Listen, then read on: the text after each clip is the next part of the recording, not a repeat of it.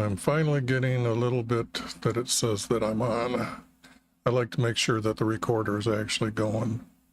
New events.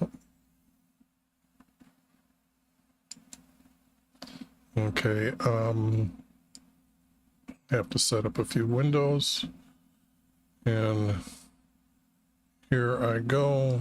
Well, the only thing is I guess I'm live if I move my hand. It works there. It's really got a delay. So it's about a 5, 6, 7-second delay.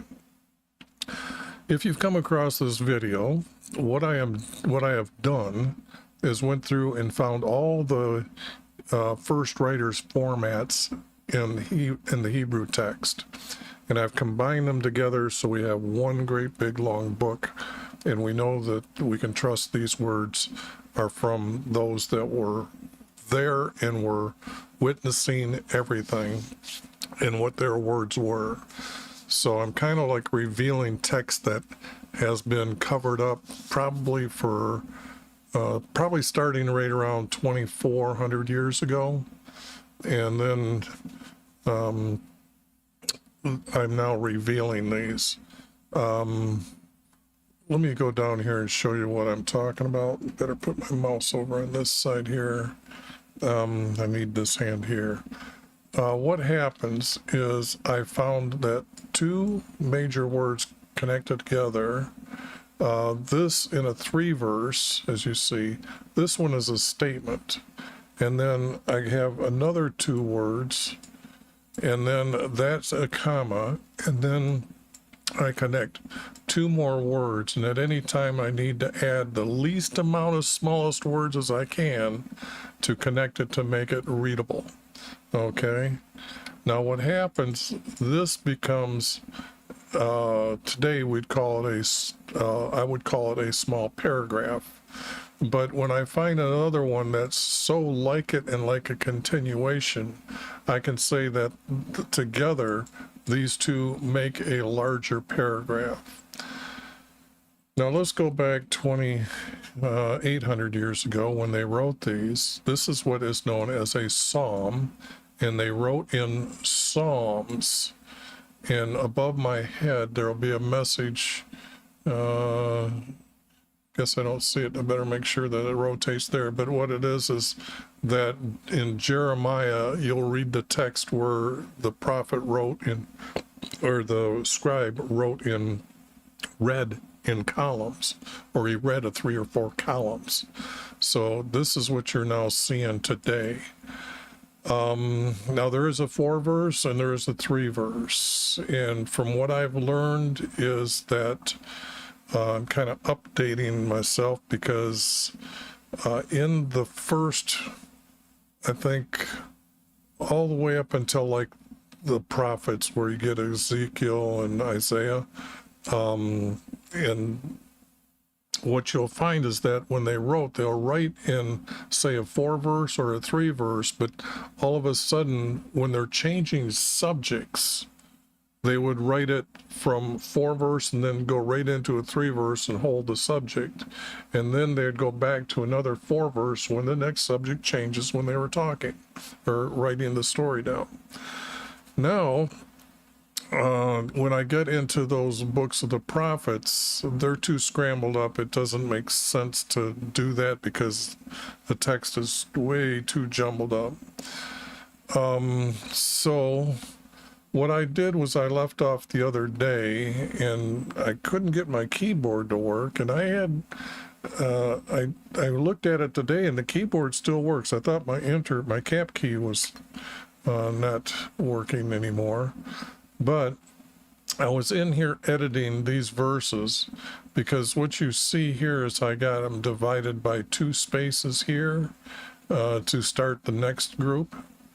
So what I did was I was correcting here, and I realized that when I put this in here, those could go out. This is true.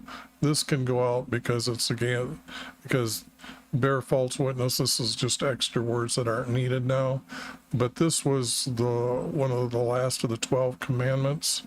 So then I said, there's got to be text here, because you can't just say this to go to here, because I've got a subject line. I had like 2 empty verses, and then I put in 3 extra verses to make this a complete grouping of 2 3-verse formats. Now, this is the text I decided to put in, and a lot of the editing marks you see, the blue, I'm getting rid of the text. Red, I'm adding to the text, because when I went through these, I did like a second cleanup, just quickly read through them, but now that they're meshing together with different stories, let me show you here. This is from Deuteronomy 31. This is from Deuteronomy 5. This is from 4, so they go together, okay? And you can see that the 3 verse is still here, and it's a continuing story. So what I did, where is it? Deuteronomy 1 and Numbers 31, and then like Numbers 27. So I've grouped all the stories that are tried to go together, so they really are out of order, but they're all noted right now to go backwards in the books that I'll be releasing, to show everything I've done, and then going forward. So I'm going to get on with editing. I'll probably go for about 2 hours, maybe 2.5 hours. So in the description, and I don't know if it's working today because I'm having trouble with Restream, that I guess that's my problem. It's not putting in the description, so when you see it, it just says restreaming from someplace else. It's their defaults that you're reading, and there's nothing in your description until after I do the video, then I'll put it up. But I noticed that I'm doing a vertical, so you're gonna have to hang in there with me in the description there. I don't know what to do with it yet. It should have defaulted for my YouTube descriptions, but I don't know if Restream is actually picking that up. Moses spake these words. Whoops, I should blow it up now that I've got you interested here. I want to make sure that you're reading it, and this is just me, since I'm going to be editing it. Thought I'd stream them just to, and I've had a couple people sign up as followers, so I can't fault them for that. It's just that there won't be what should I say? Well, I just guess I'm doing this because I've got to do it, so I do it online. Okay. Moses spake these words to everyone in Israel. Now, this is the way I represent it, the nation Israel that our Creator created when he came out of Egypt. So here you see that I've got his name and what he said in all capital letters, colored purple, for the reader to turn or to understand when they're reading the text who said what. And what's important is our Creator's words. Now, I've learned that they're not his exact words. They're the words that they needed to put together to make these formats. So they did the best they did because it's a conversation that they've shortened down. So you can't say these are his exact words. Maybe in some places, but not, they're just writing. So this is what he said to Moses. So I'm got to correct that for the future. And then there, I will not cross over with you. Joshua will lead you. He is to be strong and courageous and not be afraid of them. For Yahweh is your creator. And no, need that as our creator, for Yahweh is our creator. Then Yahweh told Moses, behold, you are to die now. call Joshua and present yourself at my gates tent.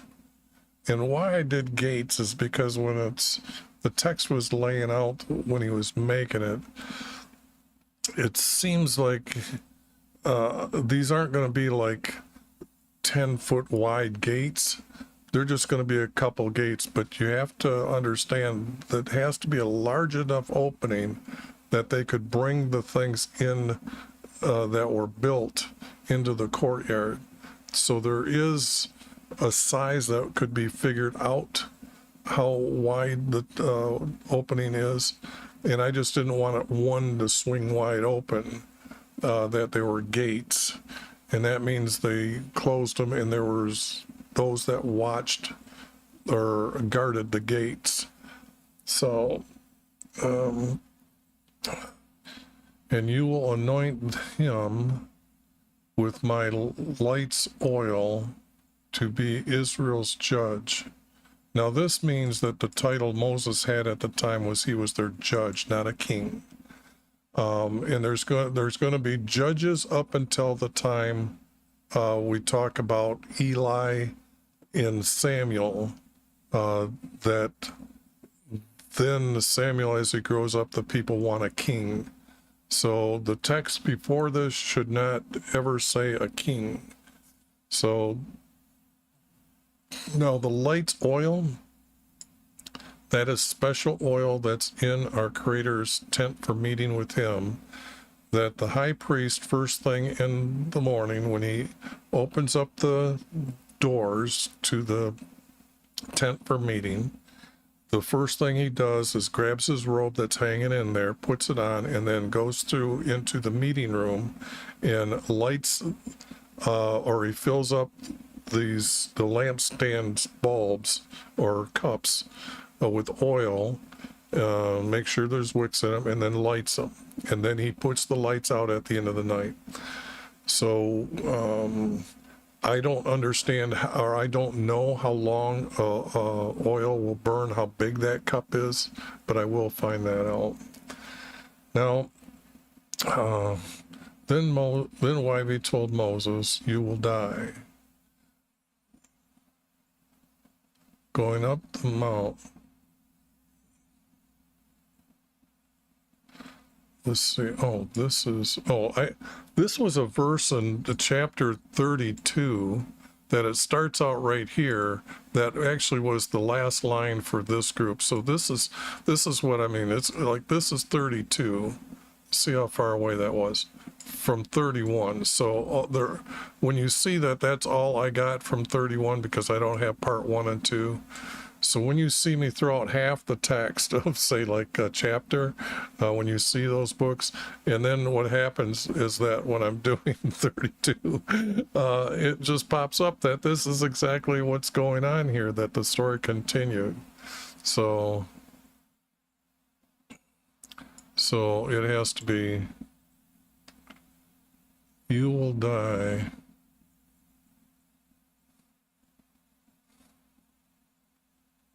And so it has to be another word here. So I'm just going to grab this word because it's easier for me to start a new word by just going like this. Now,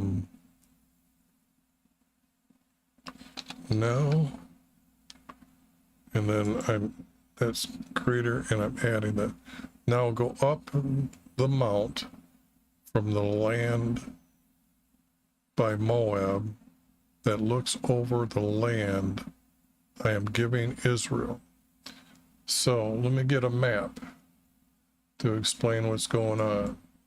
To make this interesting for people, you should know at least where I'm talking about. Okay. Now these maps I've made, and I can't remember the company's name, but it'll be announced on when I put the book together. So they went through here, they came up here to Moab, they killed them off, then they killed out Ammon's.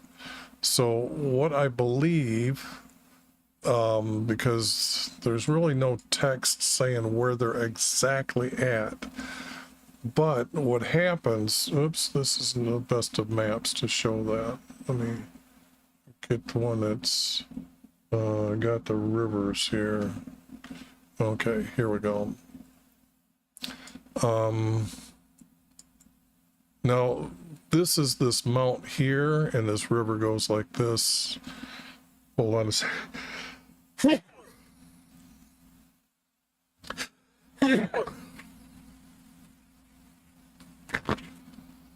Now,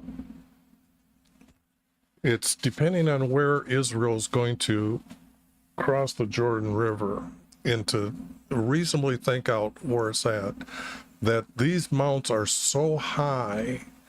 Example, their elevation top is like here, and Israel's hilly country is here. In the Jordan River, they have to come all the way down here to the Jordan River and then come back up to get to the hilly country of Jerusalem, or of the Promised Land. So the thing here is this river is the easiest way for them to get down into this area in the Jordan to cross the Jordan River. So what I'm thinking then is that if they're going to go down here to Jericho after they get in here, that they can't cross this river to cross this river to cross this river to get there. It doesn't make sense.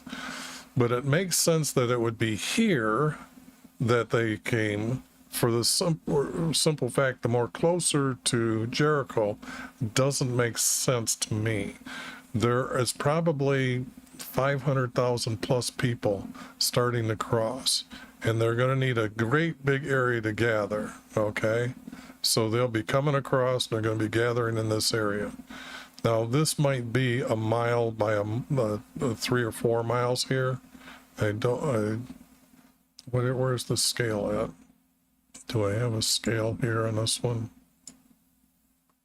No. But there's, the map is provided by this, so I got that on this map. So that's the area that I believe that Moses is gonna die on, this mount here, okay?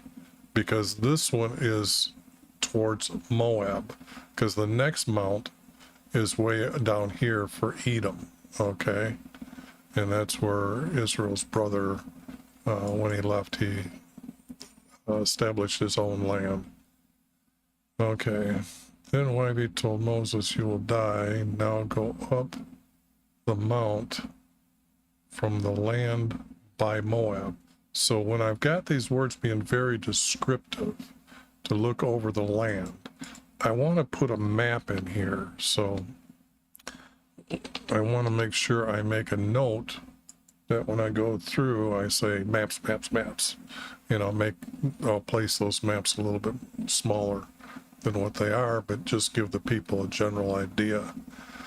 I'm giving Israel, okay.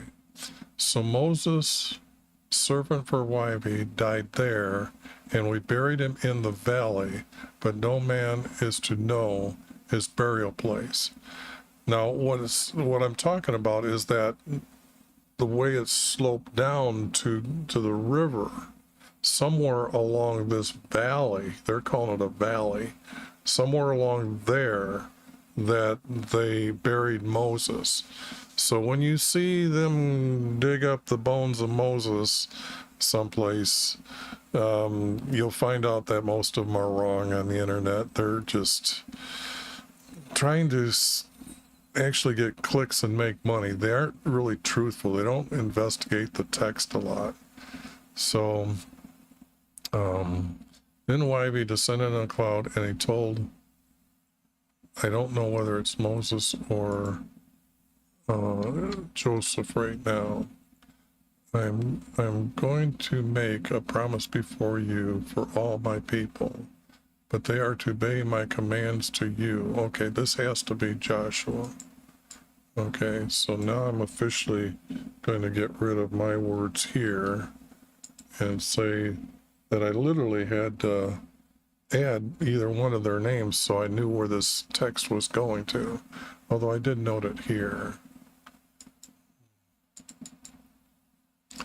And I do want to do the titles as well, but I gotta When I put all the titles together, then I can read the titles and get better editing then. So that'll be a while. Then why we descended in his cloud.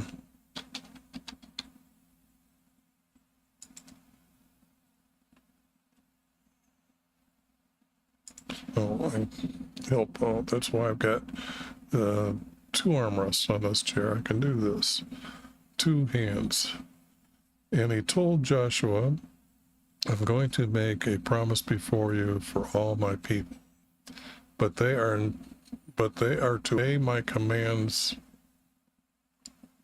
to you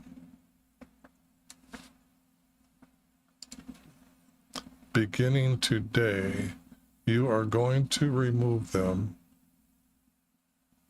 and you will make no promises with the people from their land, lest they become a trap to you.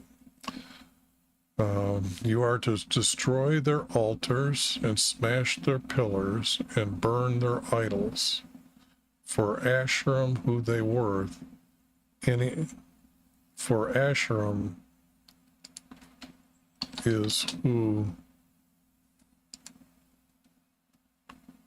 Asherim is the name they gave the moon goddess. Okay, you gotta think back 3,000 years ago. Okay, how people understood what they seen. The pagans believed the sun was the most powerful, so the Egyptians named the sun Ra, and he lives inside the sun. And then they have words that his daughter is inside the moon, and she's a moon goddess. And there's actually 3 names that for the different moon goddesses in the moon. So this is the one. This is the main one. They're assigned at different days of the moon in a moon month, or a moon fortnight, I guess I would say. For Asherim is who they worship. Any other god and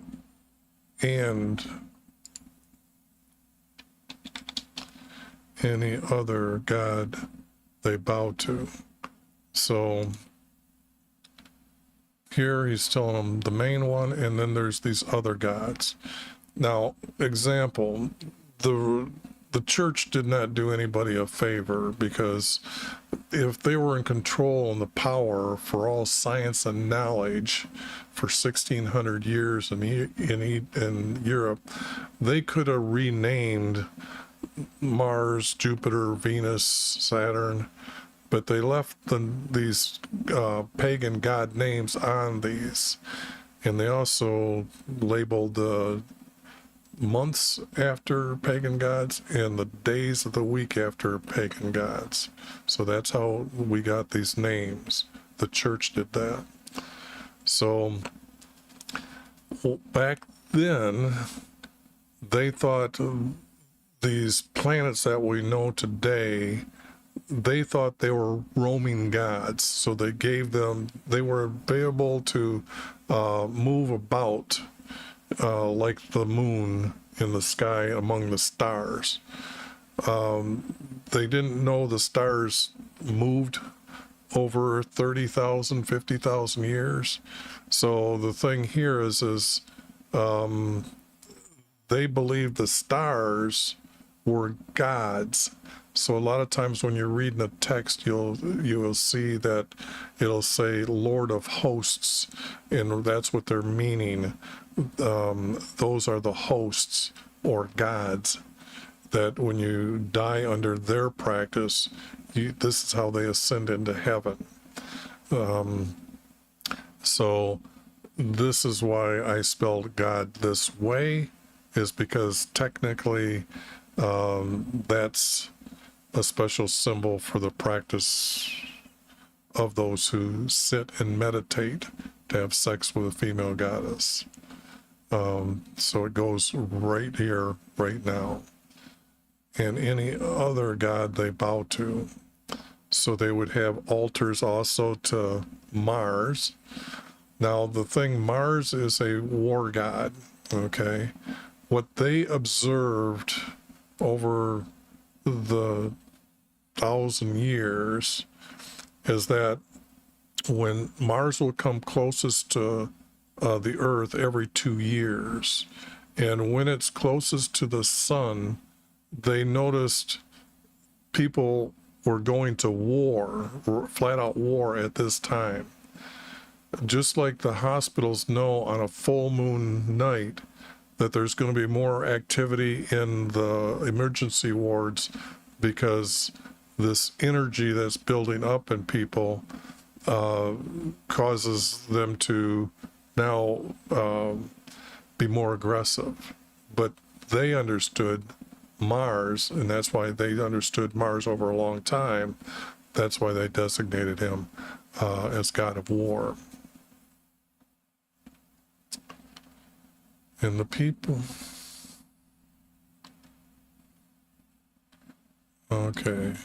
Now I'm thinking this verse will go here, so I'm going to sew it together and say this is fine. The people of Israel camped in the valley and celebrated the Passover. So this is a statute.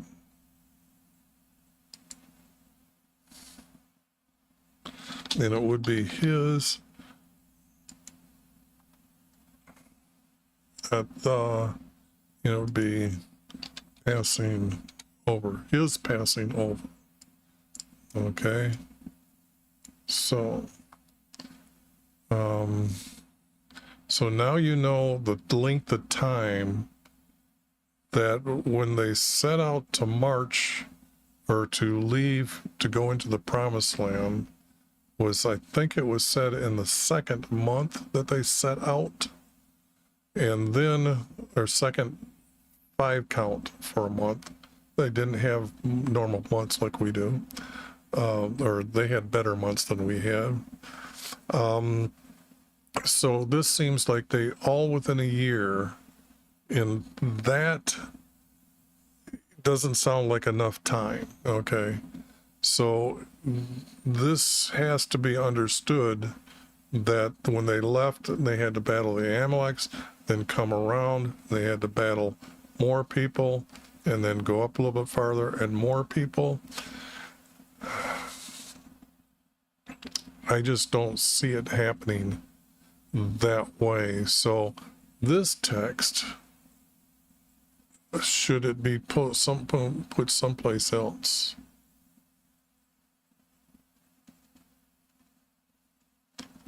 Should it be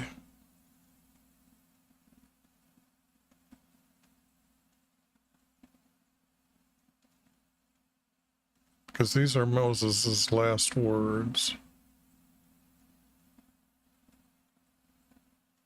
He's going to die.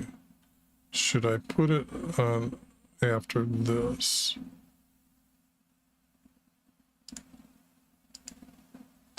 And it would go right here if I do this.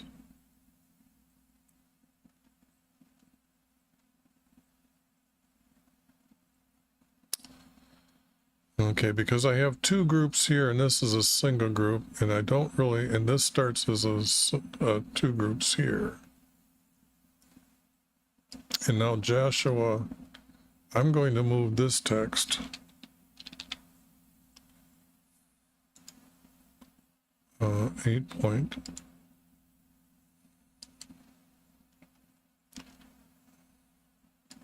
to here.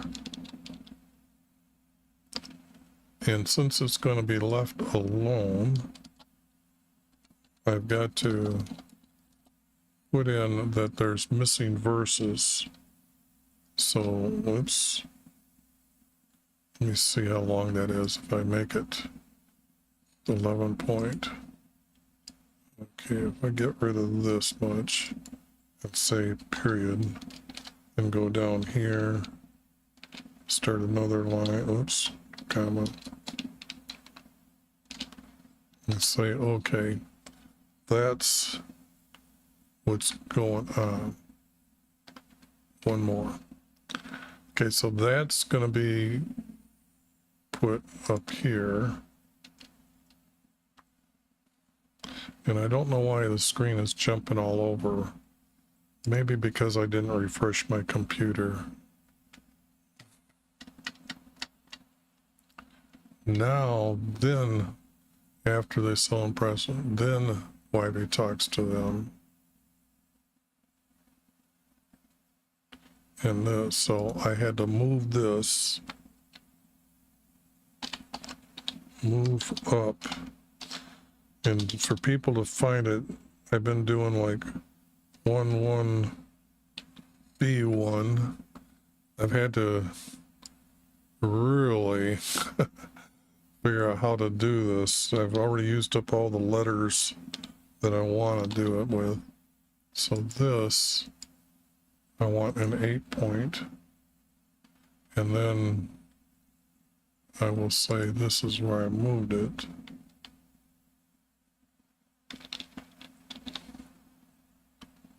Oops. Oops. Oops. Moved up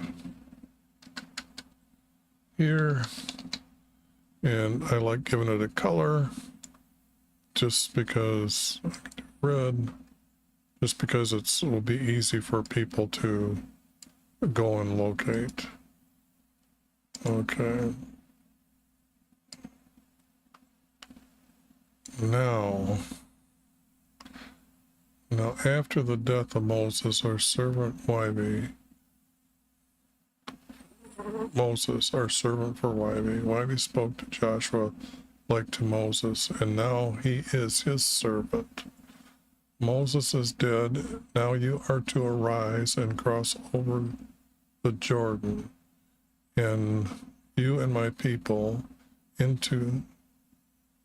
cross the Jordan, you and my people, into the land I am giving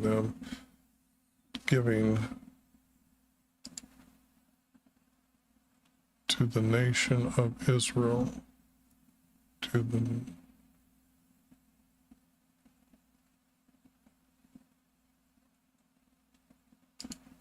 the tribes. Needs to be tribes.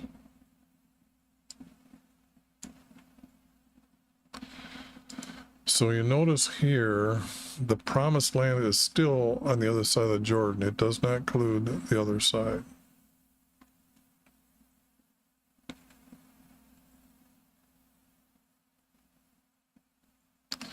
Now this I need is a small, like Israel, his name. So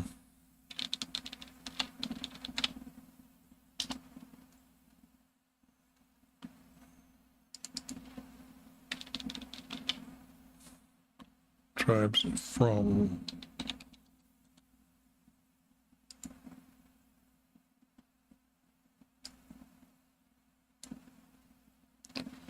to the tribes from Israel, from the wilderness by Lebanon, and I added the word wilderness, so this is not right here. Wilderness is the wrong word now. I've decided what the wilderness is. I'm going to say hills.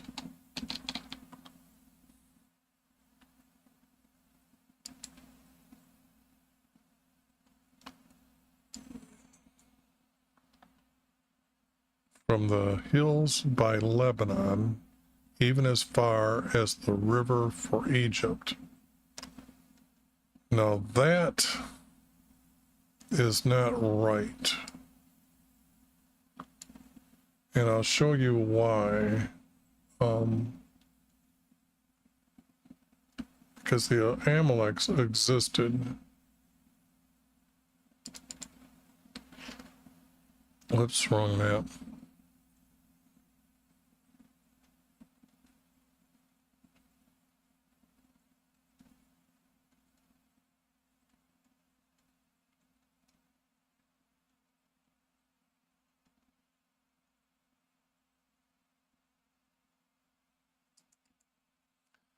Amalek's existed here. So it has to be this far. This is the Jordan River, or the River of Egypt. So it has to be to the end of this lake, of the salted lake. So this has to be corrected. From the hills by Lebanon, even as far as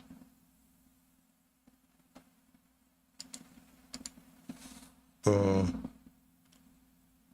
end of the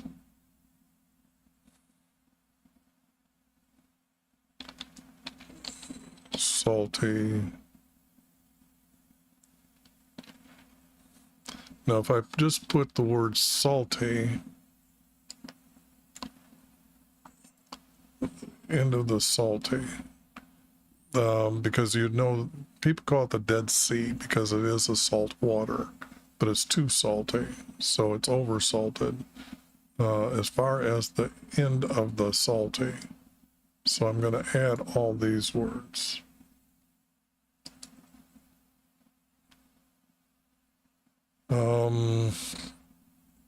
Okay, now that's correct.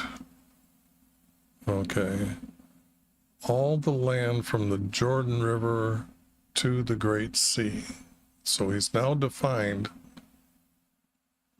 No army will stand before you all your days, and just as I was with Moses, I will be with you, and you will not lose.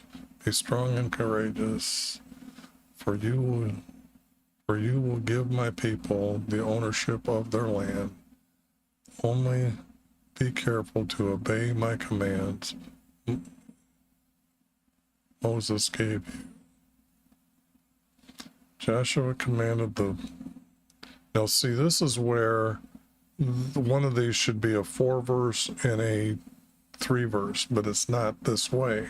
So it seems like this writer, when he was writing, his style was just to run them together as one whole story as a 3-verse. Joshua commanded the captains of the tribes to command their tribe. These have to be capital T because they're all good guys right now. And that's a designation that I put in the text, so when you're reading it, whether Joshua is a good guy, and sometimes a king goes bad, so a king will be will be a capital letter, and then he'll have a small letter, and the bad guys all get a small letter. But when I'm respecting their tribes, captains of the tribes to command their tribe to prepare food for 3 days, for they are to cross the Jordan. So, it's going... Prepare food for 3 days. So, the first day they're going to prep it, and they're going to start breaking down how they lived, get the tent for meeting all packed away, and then they're going to set out in a day after that. So it's going to take some time. So prepare food for, so it should be 2 days. They're used to moving, or 2. I'm going to change it to 2, 3. No, I forgot, when they cross, they're going to set up, so they should be setting up location as far as their tents to live in. So, but then they can eat that day. So when they cross the river, so I'm giving them that time for 3 days. Okay. For they are to cross the Jordan. Now, I've been using Jordan as a capital letter J, I believe. And possess the land. This is our creator going to go give them. That YB, our creator, has given us to own.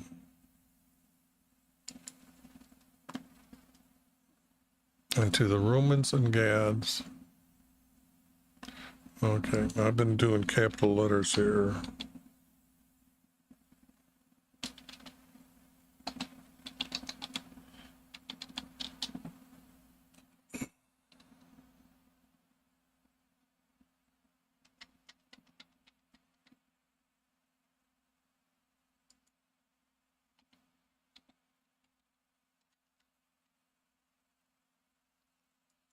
Now this should be Manasses. Yes. But it's the half tribe, and the way I've been doing half of it is saying, whoops, is giving them the letter east in front of it. E-man. So, and the half tribe of, and to the Reubens and to Reubens and Gad and the half tribe of East Manasseh. Of Manasseh. Okay, so I don't need the E here. Joshua said, remember the words Moses commanded you for giving you your land. Your wives, children,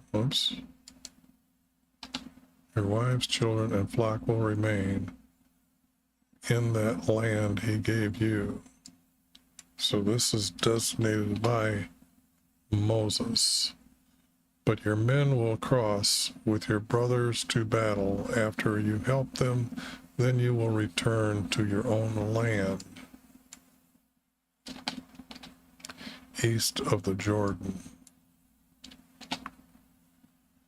And they answered Joshua, all you command us, we will do. Then go as we obeyed Moses.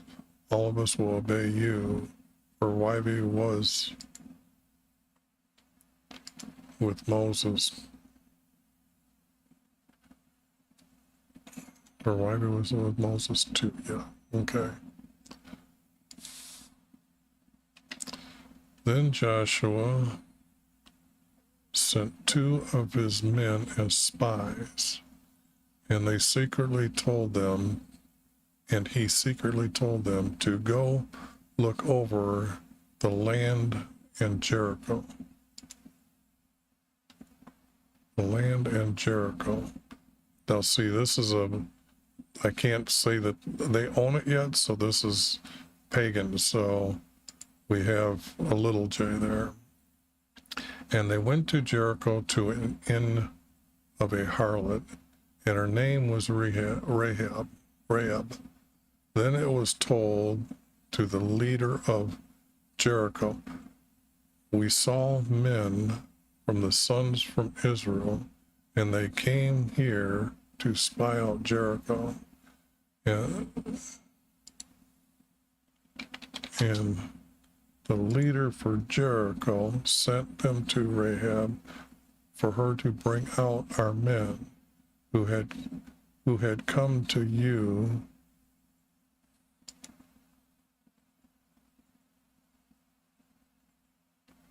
for they have entered your inn. No, this is what he's saying. Okay. Yeah, this is kind of odd that he does not introduce the said by him. So there might be actually 2 full groups missing here. Okay. So it isn't in the text. And I'm pretty sure it's not a piece anyplace else that I found. Who have come to you, for they have entered your inn,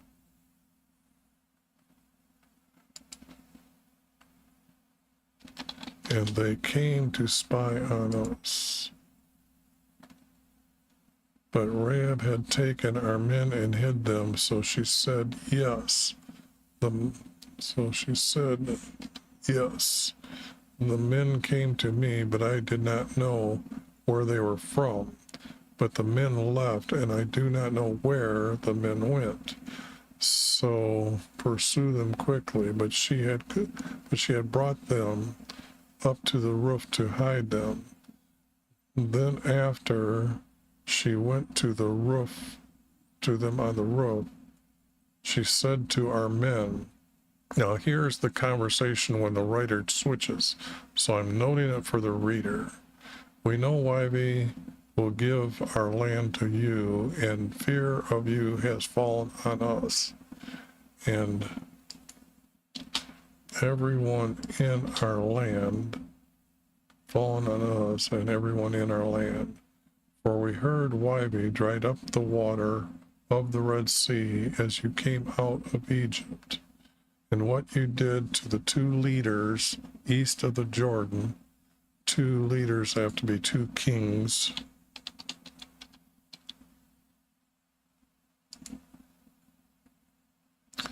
So I'm adding this, but it's the intent of the word. Otherwise, I would put it in gray text. Oops. East of the Jordan, and you killed their people. Now no courage remains in anyone because of YB, for your God is our creator. For God is.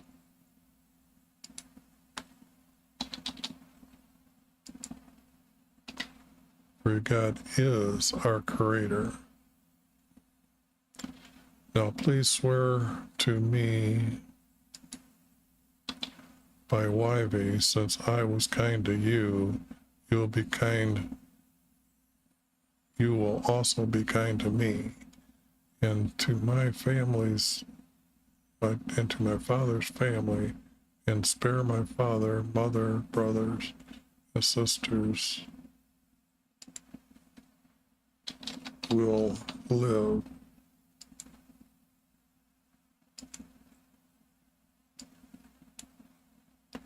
Live. Armon said to her, our life for yours. When Wybe gives us the land, and they're speaking different than she is, they lift by a rope. They left. Then it's too abrupt. It needs this. Then they left by a rope through the window, for her inn was built on the city's wall. Then our men crossed the Jordan and reported to Joshua all that happened to them. Okay. Then Joshua had them rise early, and everyone set out. As we came to the Jordan, and before we crossed, Wybe said to them, this day everyone is to know I will be with you. Command my priests, carrying the chest as they come to its bank, as they are when it comes to the bank,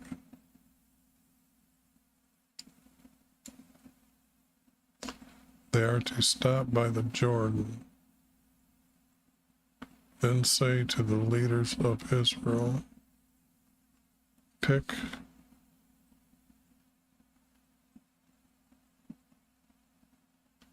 to the leaders of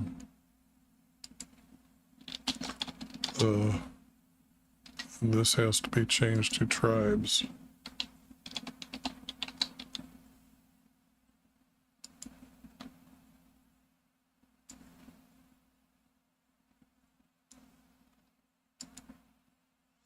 Tribes, pick for yourself one male from your tribes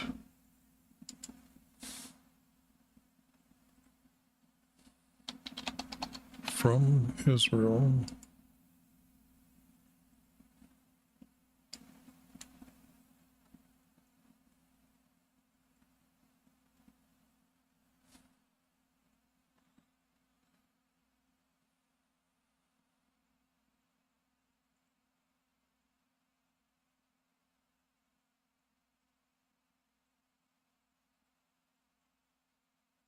yeah, okay, I was thinking it was doubling it, but it's not. Okay, for it will come about, the water of the Jordan will stop flowing for my people to cross to the other side by Jericho on dry land. And from the land of the Jordan, now here this is Joshua 4, let's hope it's Joshua 3. Yep, okay. So you wonder why did they make a different chapter? Take for your tribe one stone. Stone is something that I've got David slinging a stone, so this has got to be one rock, which is larger.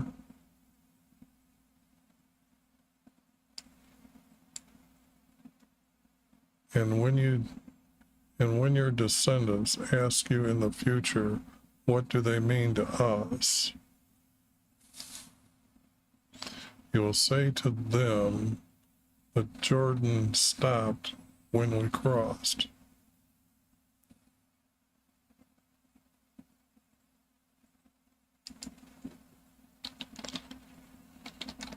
They are, no, they will say to them,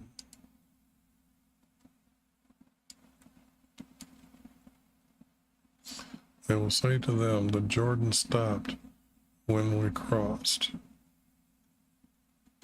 Now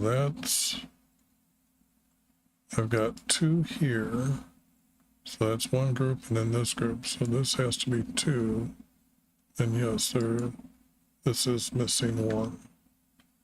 So here we got text, and I can't think of what would be here.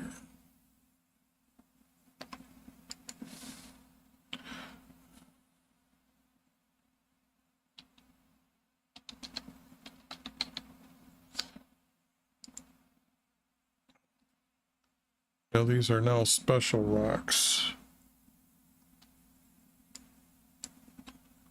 because so these rocks have become their testimony to the descendants from Israel, and our leaders of Israel, the nation, did as Joshua commanded and picked up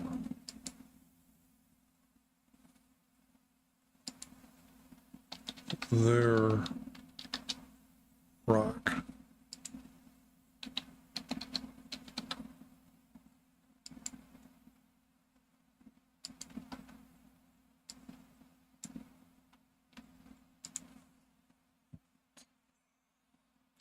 This looks like it's more than two.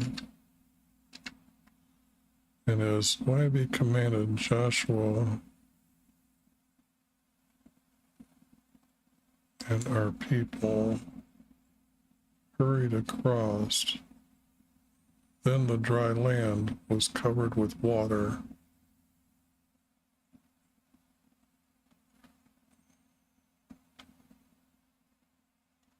And the Jordan was as before.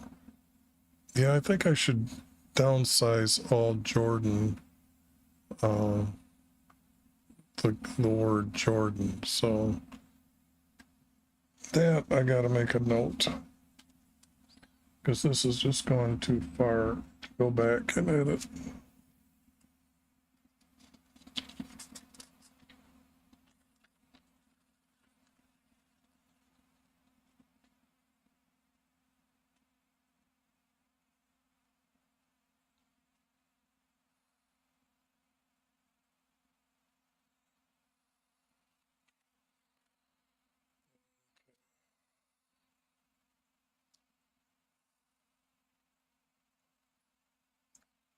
And sew this one together.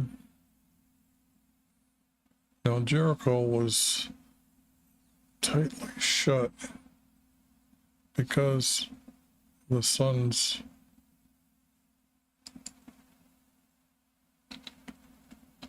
from Israel, and it's not sons, we have to include females and children because of the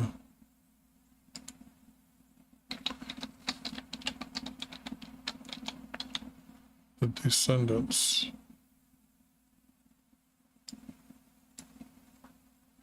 from Israel. And Wybe said, Joshua, I'll give Jericho into your hand, but you will march around it with your men for war 6 days. Also my priests will carry their horns before my chest for the 7th day On the seventh day, you will march around it 7 times. Then my priests will blow their horn, a long blast.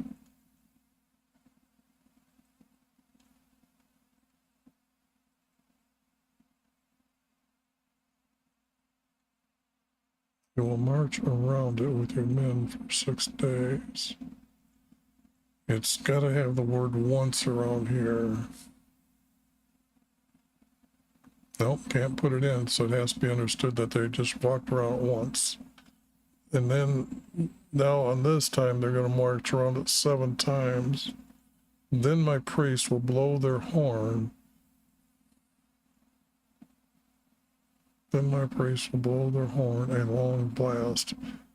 When yours hears the sound of their horn, everyone will shout with a great shout, and the walls for the city will fall down, and your army will go in and kill everyone right in front of them. So Joshua called his priest and commanded them to take, okay, this is coming from our creator, so he's kind of relaying his words. So this command is a little bit special. Them to take his chest with the commandments and the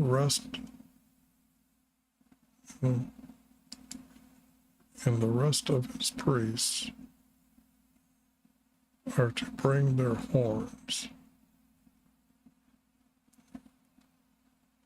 I'm thinking these horns should be all capital, because they were told to use them, so they would have had them in his meeting room, or not his meeting room, but the room before the meeting room.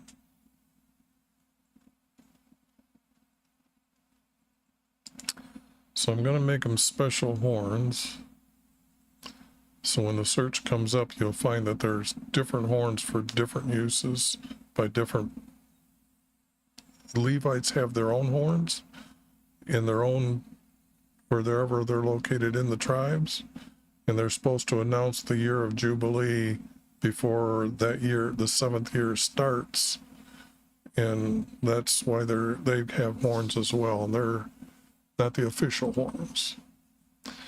And to his army we will are to bring their horns, and to his army we will follow them.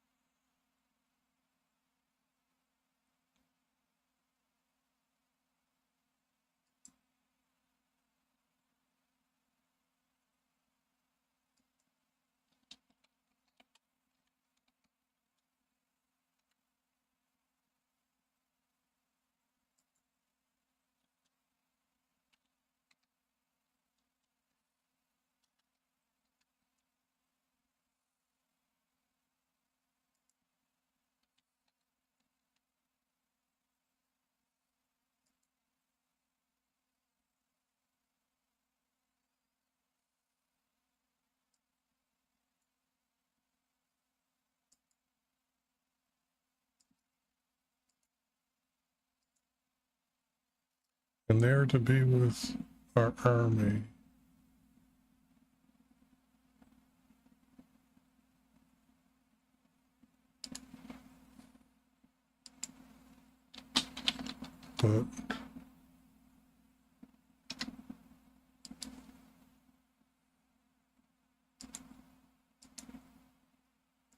But follow them, meaning the priests that with their horns, the high priest, the ones that are carrying the chest, as we march around it for 6 days.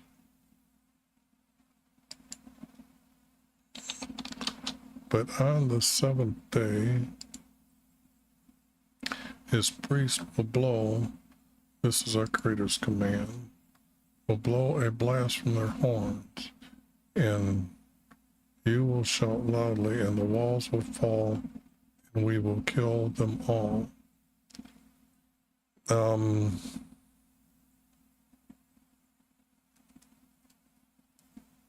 This would be like words to, so be brave and do as you're told type of thing. Joshua's army rose early, and our priests carried the chest for Wyvie, and the other priests carried their horns. And we marched around the city once for 6 days. Then on the 7th day, when our priests blew their horns, our army shouted, and the walls fell, and we went in and killed them. Only Rahab's lived, because she hid our spies. Hid our spies we sent. They killed everyone, both man and female, both man, young and old, and they burned their city with fire, as Wyvie commanded.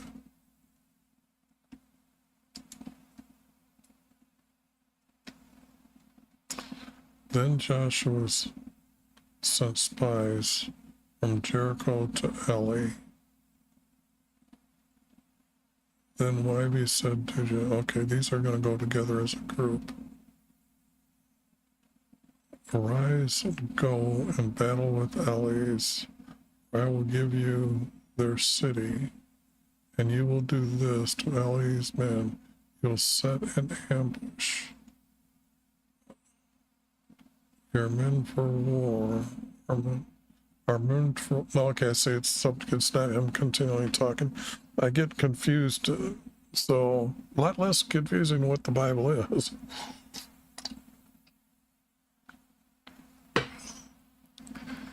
But you can see it's still the same style of that writer, 3 verse all the time. Our men for war went to Eli, for that night he commanded them. Some of you will go and set up an ambush not far from the city. And the rest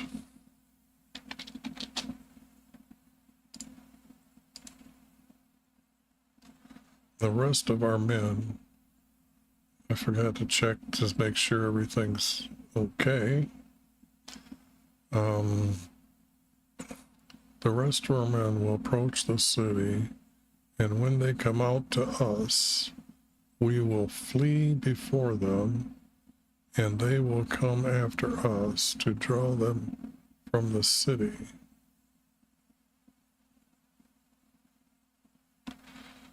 Then you will rise up and take over the city and set it on fire. Then Joshua sent them away, and they set up for the ambush. Joshua in the morning gathered our men, and they went to Eli, and as they drew near to the gate for the city, their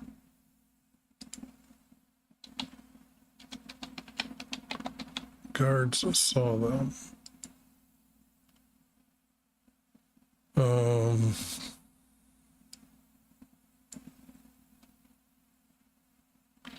And the men in the city went out to battle them, but they did not know of our ambush. Our men pretended to be beaten before them and ran away, and were left in the city were called out to pursue us. And they were, and I don't want to put the word win in there,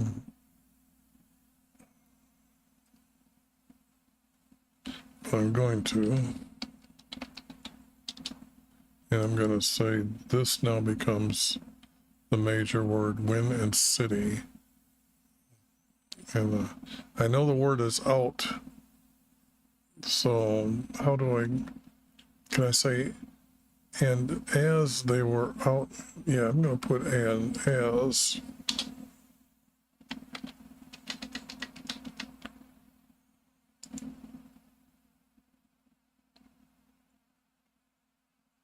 And as they were out,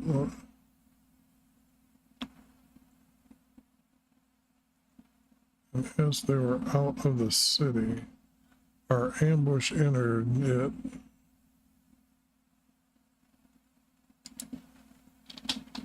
it. And quickly set their city on fire. When their men looked back, they saw the smoke, and their people were fleeing into the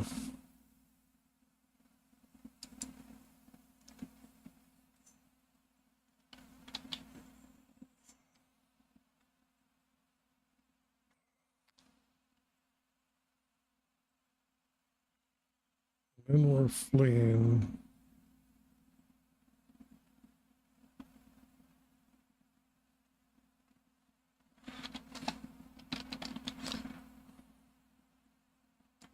up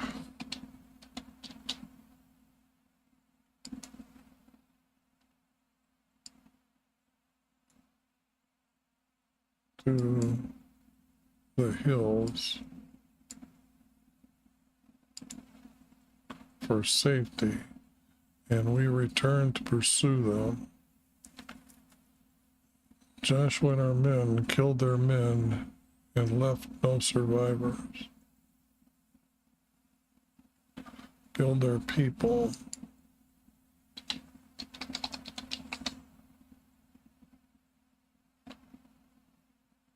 Their men killed. I'm going to say and killed the people.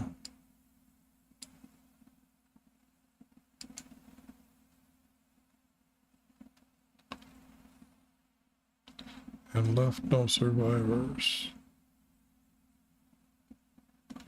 This might be what they did, all men, women, and children, and cattle, as commanded.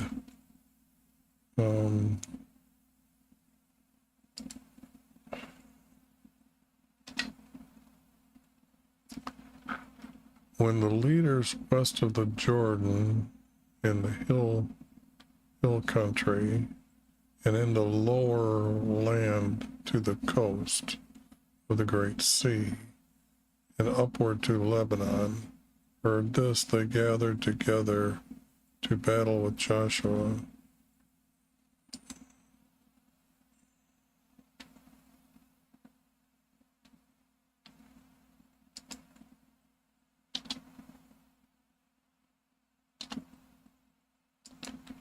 Okay, there is a space between there. It's just, oh, it's only a 9 point. That's what it is.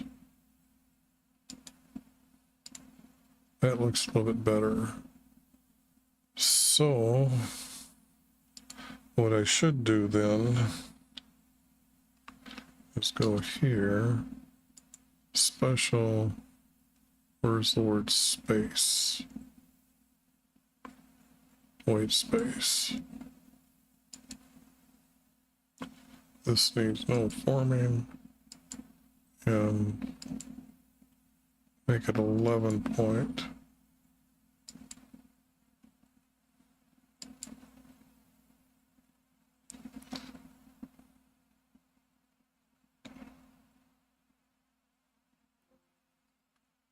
Only 84,500 spaces. So my text at the very beginning that I had set 8 point and 9 point or 10 point, they all just got spaced differently. But it was needed. Now, oh, that's what I should have done. I should have checked the chats. He was here yesterday.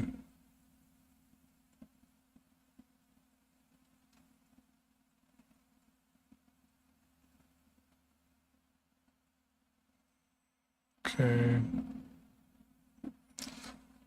I've got the chat board right behind me on the screen, so I'm covering it up so I can see if you putting in a comment. Hopefully that'll be there someday, or like other days.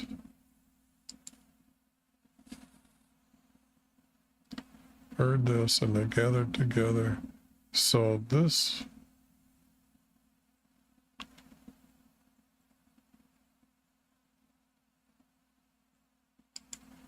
when they're,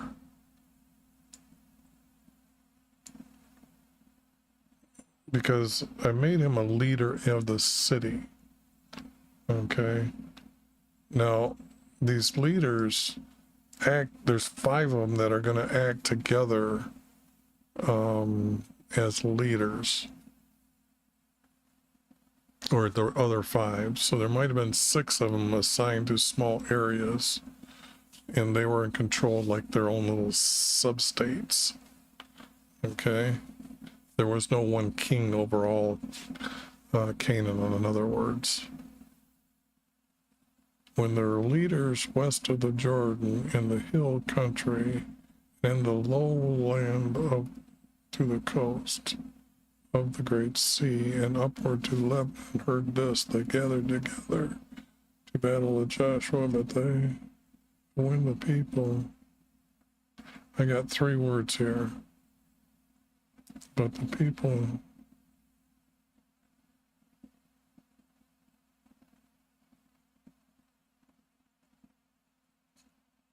this is a city.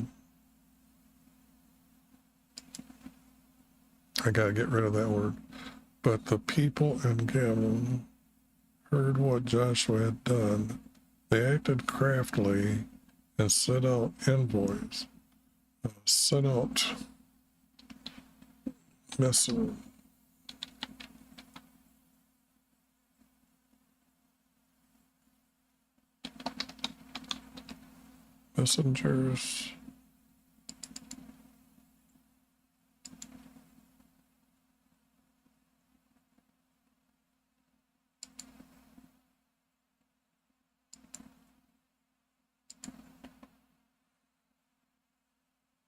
That's one thing I do miss from the old Word programs. These guys today just don't understand. I'm doing this and I don't need to proof it. It used to be just, there would be, when you said that, it would be just check to say, okay, change it to that word. Now it's kind of like, well, you got a multiple choice. Sent out messengers with worn out clothes, patched up in sandals, and all their foods were dried and crumbling.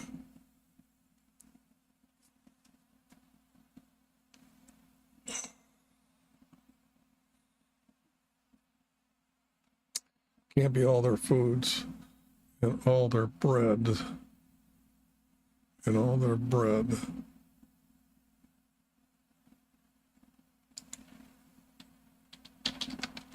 was dried and crumbly.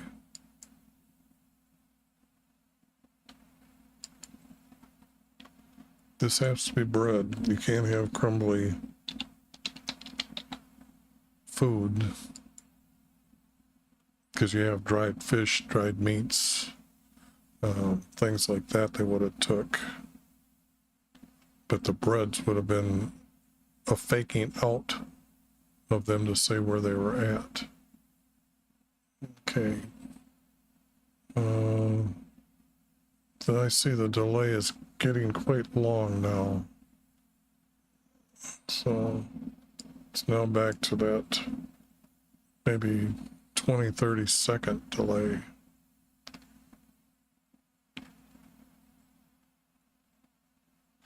Joshua, they said, you come from afar, make an agreement with us. But he said, perhaps you are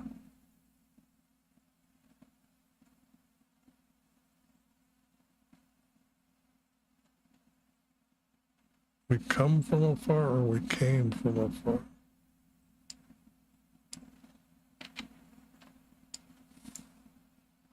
We came from afar, make an agreement with us. But he said, perhaps you are living in our land.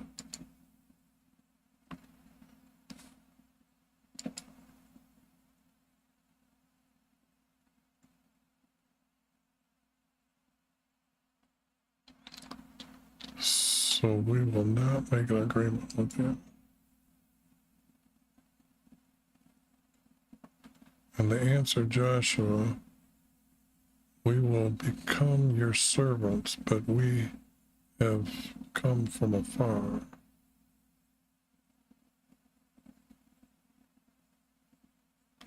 I see that.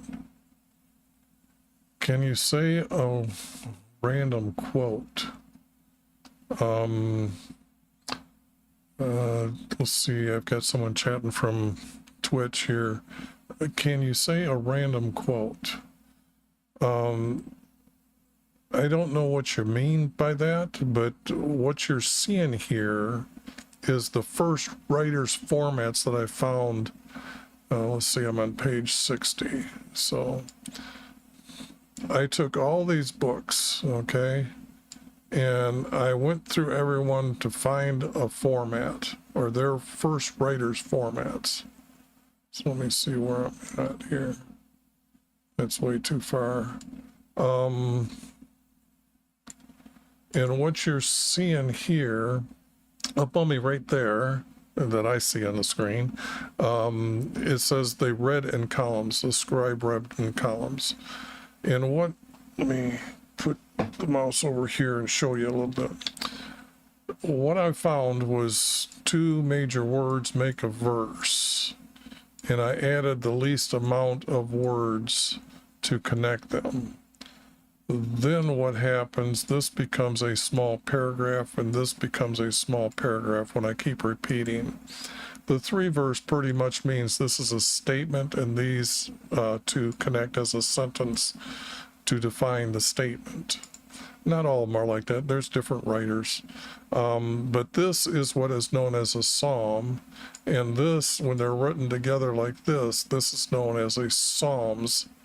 And they actually, I could say that this is a small paragraph and then this is a larger paragraph. So you'll see that I'll space them apart. So that's what I did I've been doing this since 85, I think, when computers first came out. And so, well, it's not that the brain is too small. A random quote,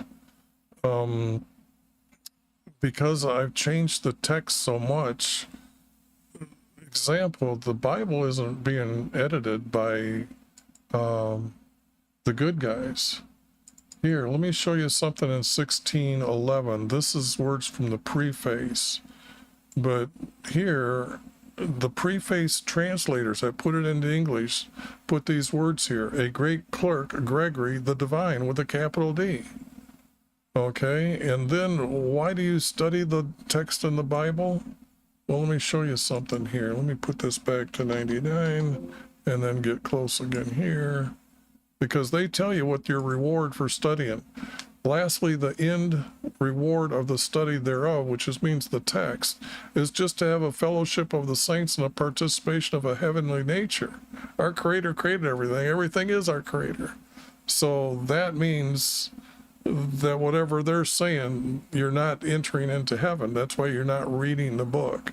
You're just having a fellowship with the saints to have a heavenly participation of the heavenly nature.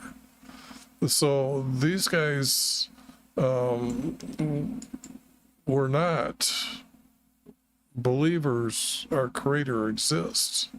So that's who's been editing the text. So I couldn't quote anything from the text that I've cleaned up. Why would I want to quote something I know is not true or has deceptive words in it? Now, I could tell you something like Jesus's parable about the needle, where a camel can go through the eye of the needle, Jesus was saying that he is the needle, and that when he says, yes, you can go into my kingdom, you're going through the eye of the needle, but when you're being rejected, the no part is the sharp end of the stick, and he says, no, you can't enter. So that's like the meaning of Jesus's parables are about his kingdom. So that's what I could say is to say what a parable is. But there is so much with the text that's distorted. Example, Jesus never walked on water. There's verses that there was waves battering the boat, which means whitecaps. So Jesus didn't step over a whitecap, but the second story of him would say that he is a ghost. And what does a ghost do over water? He glided over the water. Well, that's a lot of things. When I'm saying things, I might not be saying them well enough for you to understand. Not that you didn't get it right.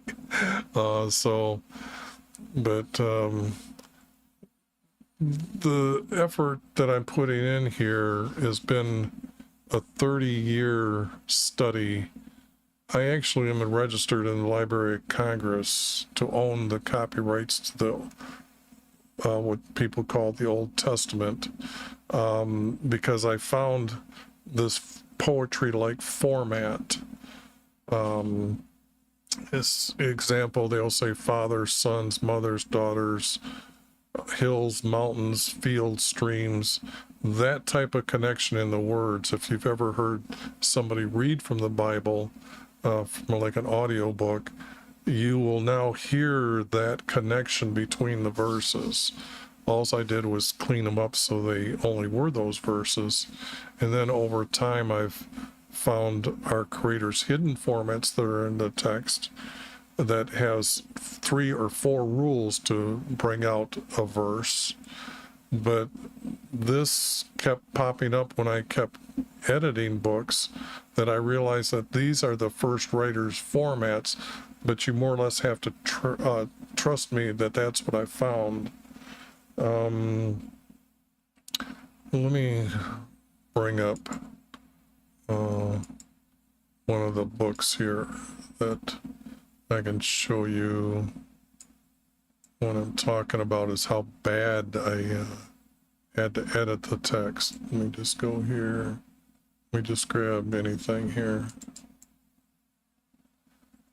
See, all the blue text I had to take out of the text that we have today. The blue is being removed. So, but when I kept taking them out, these verses, this is a 4-verse pulled up, and there was 4-verse kept grabbing sentences that became a story. And then you can see that all of a sudden I just threw out stuff that didn't make sense, untrue, or, well, I can't say I'm coming into anything. I've been doing this. I've tried to tell people over, look, I've been on my website was up in 95 and there wasn't even 10 million web pages. I've been on the web telling people this for a long time. The people, it goes in one ear and out the other. Most of them think I'm, heresy? So, but people, when they stop and hear me explain these, like yourself, will come to this understanding that the text can be turned into these formats. And you can actually try them yourself. Take any of the first 8 Psalms from BibleHub.com and put them into the word text program, word processor, and start dividing them into shortest sentences, and then start grouping them in paragraphs, and you'll find a couple different formats. But when they start breaking, you'll start saying like, well, this isn't all that hard to do. So it's kind of like,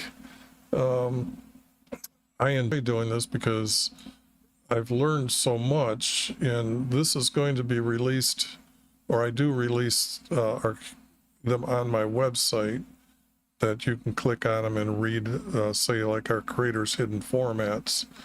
It took me 5 years to put those together, but those are I used Strong's words, clicked on each and almost every word that was from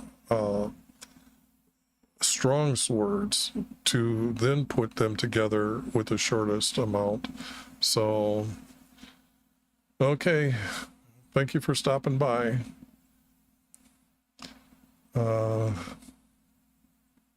And now our Lord, oh wait, before you go, let me show you something. Those are the, whoops, no, that's the wrong one. This one right next to it. In Exodus 28 or 26, verse 26, I changed the word bars to arches, and now this is what these boards or these planks actually make the roof for the tent for meeting.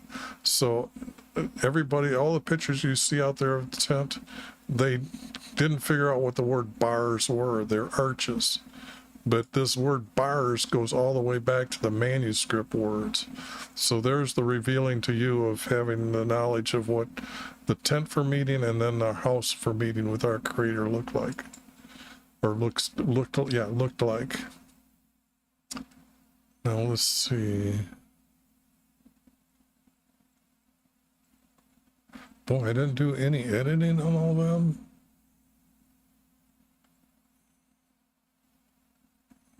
Maybe this is where I stop. And they answered Joshua, we will become your servants, but we have come from afar. Look at our clothes, and our sandals are worn out from our long journey. He did not petition Yahweh and made an agreement with them to let them live and their family and their families.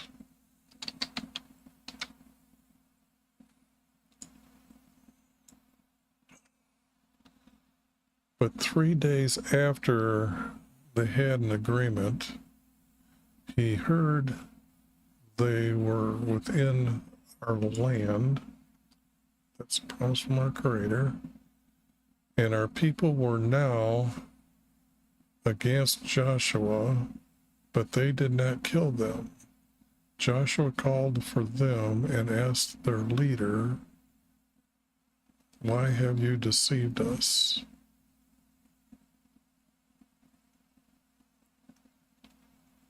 Leader, but they would have, but he called for them and asked their leader. I'm trying, the word leader in this section should mean like a king, that they were the leaders of the land of Canaan, and this is a certain city. So, and asked their elders, so I'll put elders, stop the confusion right there, and asked their elders, why have you deceived us? That's a question mark. Saying we are far from you when you are living in the land within our country.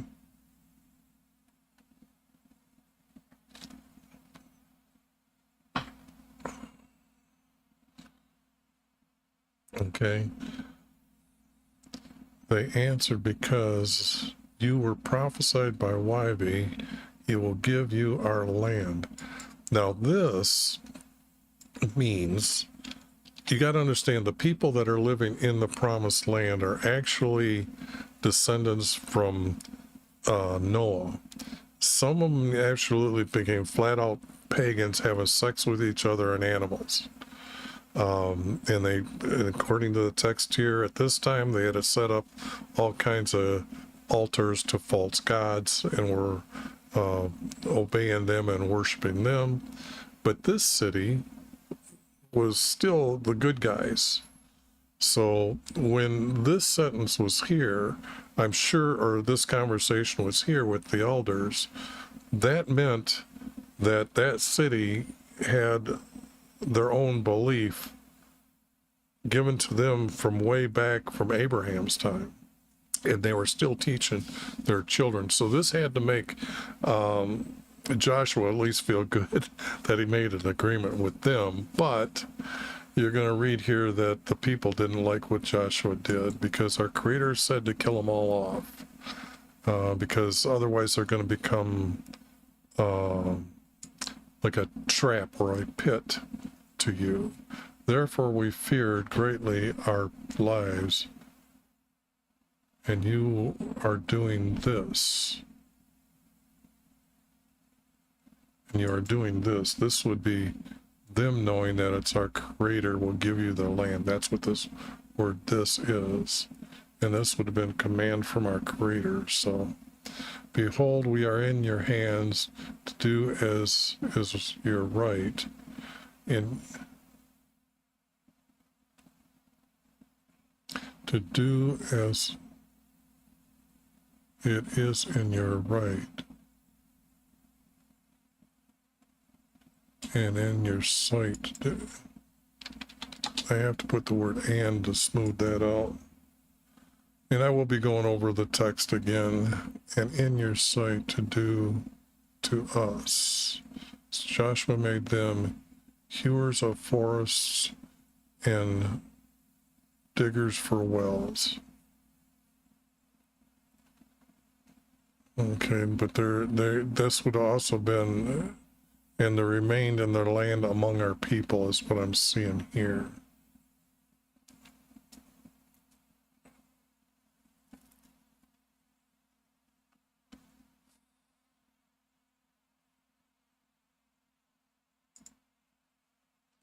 And they remained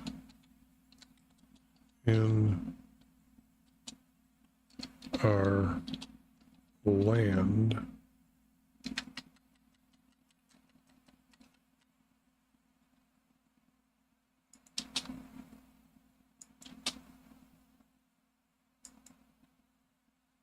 and became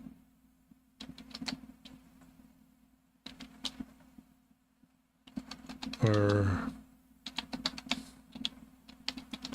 servants.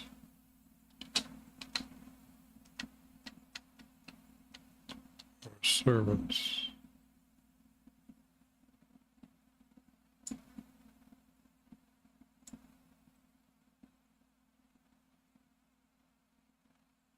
Oh, this has to be gray. I'm adding. Gray and adding. But what's the...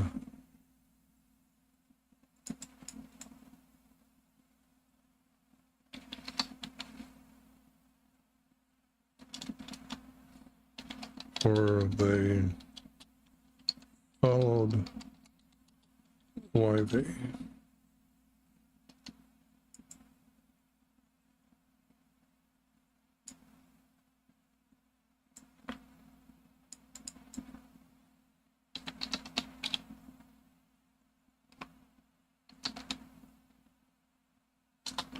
Or they served YV.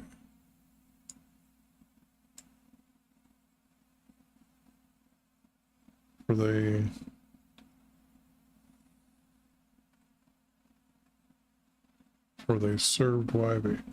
Now, does that mean they married with their people?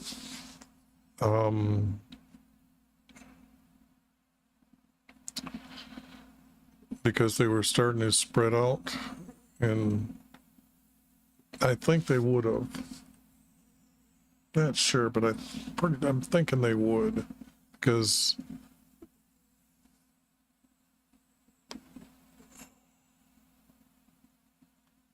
or then did they send them to Edom?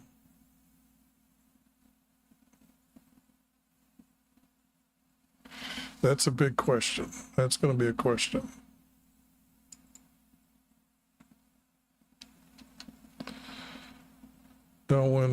their lord and king, when they're lords.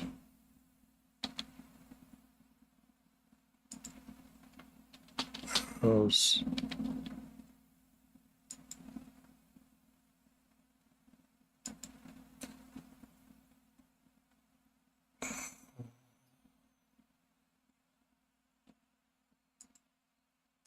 I gotta put it this way because there's going to be a few of them here. As their lords, as kings, heard Joshua had captured Le, and the people in Gibeon had made peace with him. They feared our army, and our men are mighty, for our men are mighty. He sent words of us to these guys.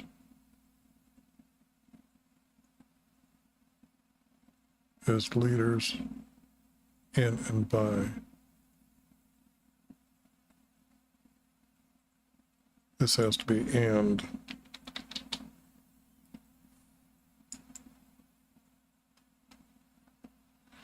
Because these other cities are going to be around. Lankish is a little bit down farther. Let me show you a map here.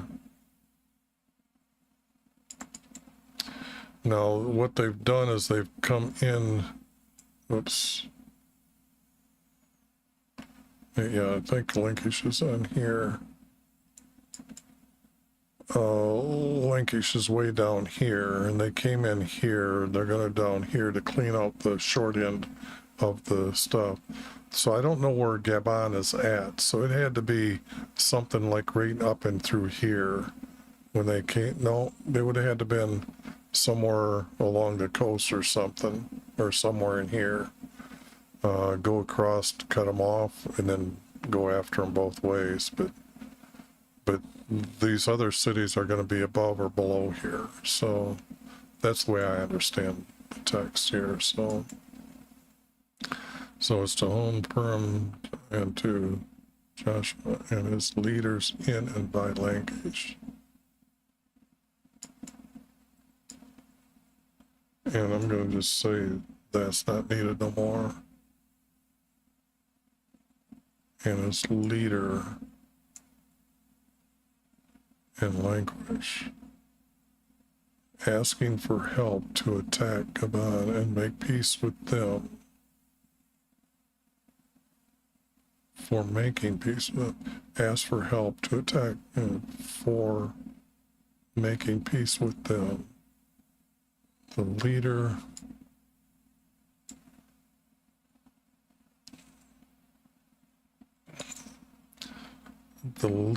of Lankish gathered their men to battle with Gabon, but the leader of Gabon sent word to us, saying, do not abandon us. So they're still in there, so they remained on our land, but became our servants.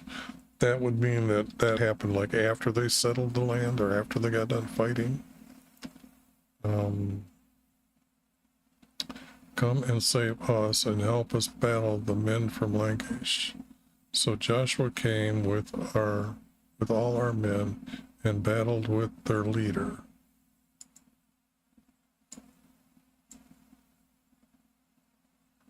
And Ybe confused them, and Joshua killed them and pursued them to Lankish. Then Joshua with his men for Israel. No, then Joshua with the men.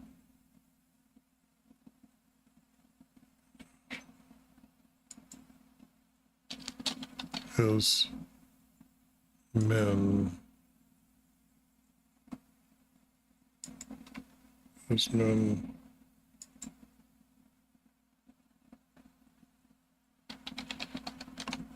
So it's kind of like,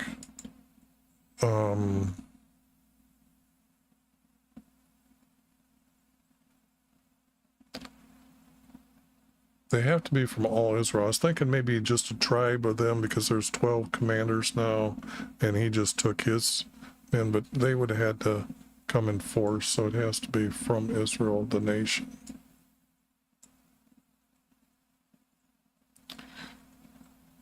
Then Joshua with his men from Israel.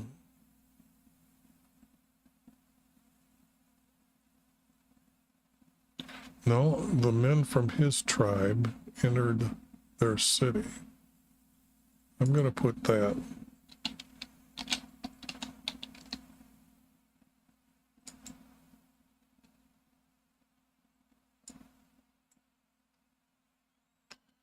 But the men from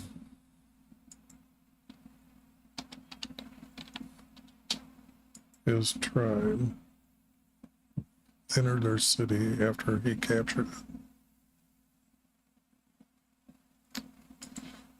Then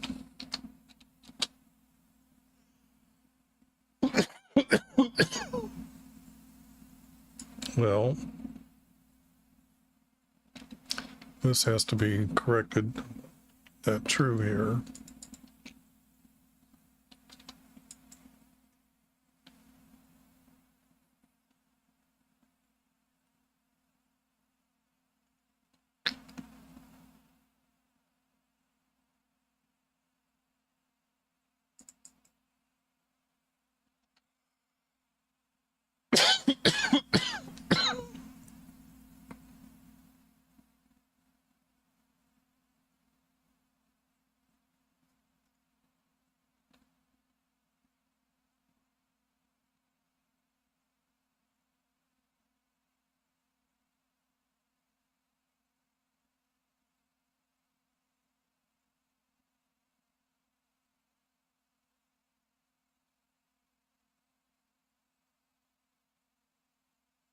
Yep.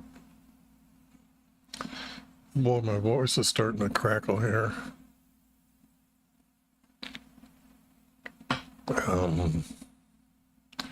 Okay.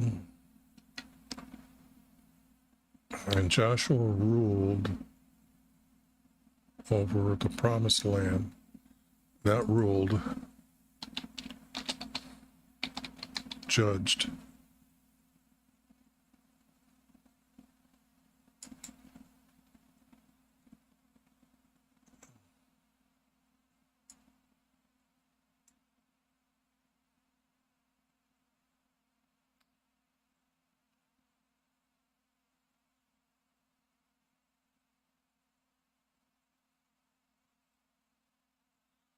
I guess I get rid of the word over.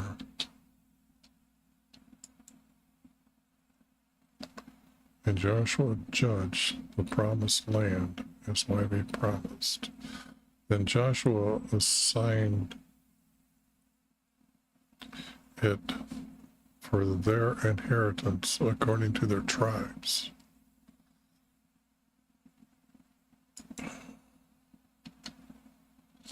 Then Wivey commanded him, now you are to assign towns for refuge. So the men slayers who, but that's not, can't happen yet. This might be out of place.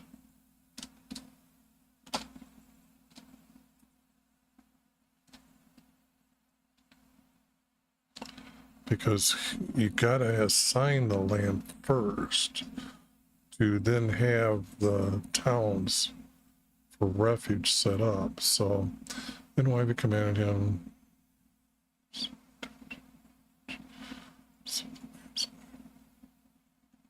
who killed any person by accident or not, that they may flee there.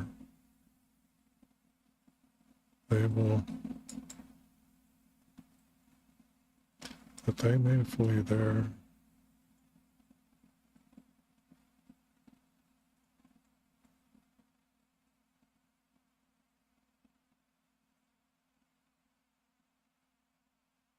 To become their refuge.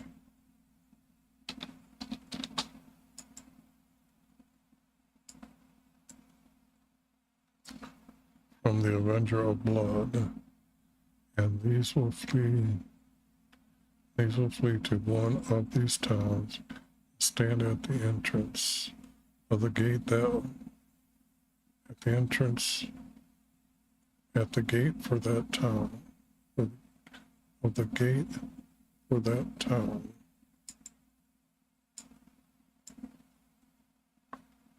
And state their case in the hearing of the elders. It's not going to be elders, it's going to be judges.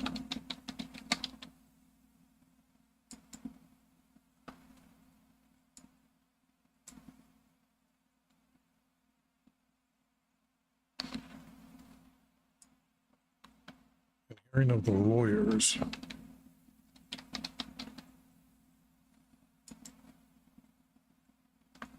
Whereas then they will take them into the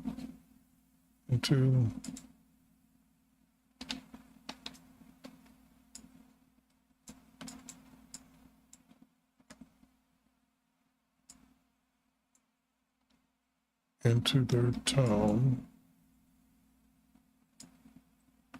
and give them a place to live among them. But if the Avenger of Blood is pursuing them to kill them, they are not to give them into the Avenger's hand, because they might not have killed their neighbor without thinking or hating them beforehand, and the Avenger will live in it until the manslayer stands before them. The witnesses and judges until the manslayer stands before witnesses and judges on how was the death of the one who was killed. If by accident the manslayer will return to their own land. If they killed by hate or want, the Avenger is to kill them. And he appointed the cities, the land for every tribe for Israel, and for the traveler among them, kills by accident, they may flee thereto, and not die by the hand of the Avenger of Blood until they are judged.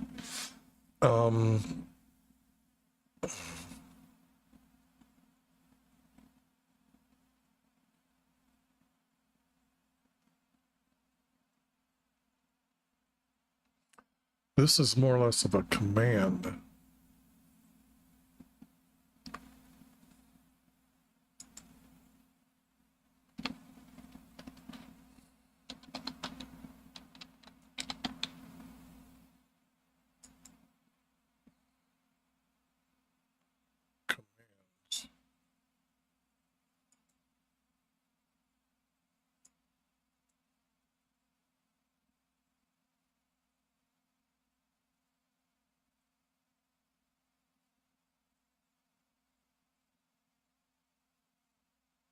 This is going to be a command. I don't want to make it separate. I want them to read everything in that group.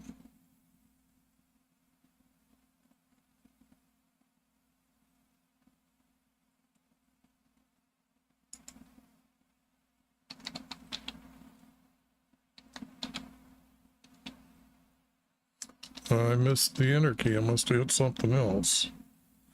Must hit the shift. No.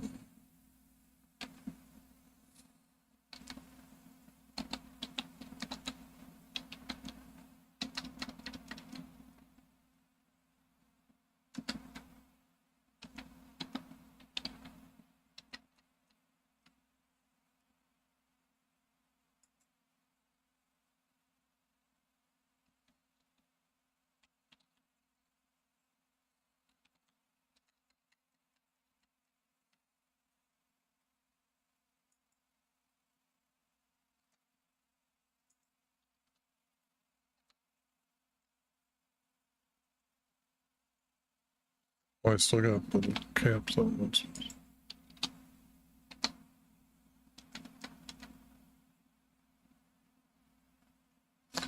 And said to them you have kept all Moses's and Levi's commands. Now you can go to your home and land east of the Jordan. Then the sons from Reuben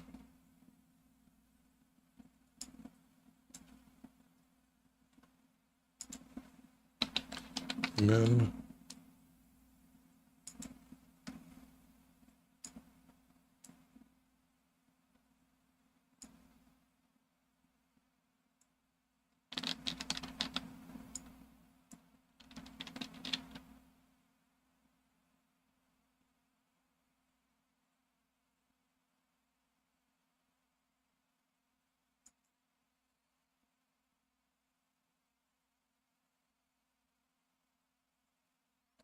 built an altar.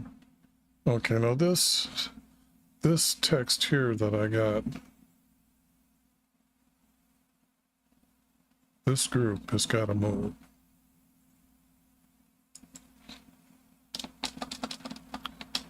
This group is going to move, and it's got to be moved down.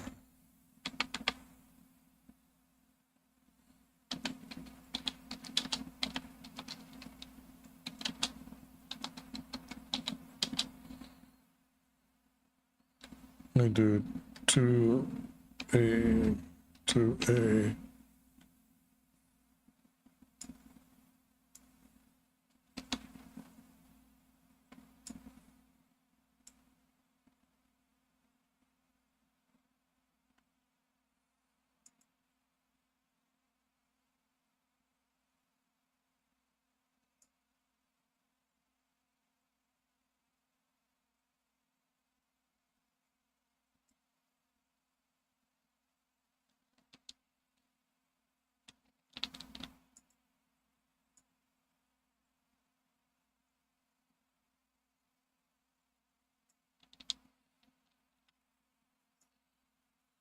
I just need to put that off to the side.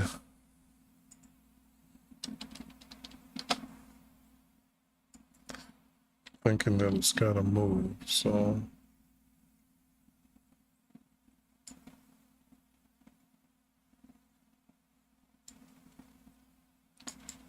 No.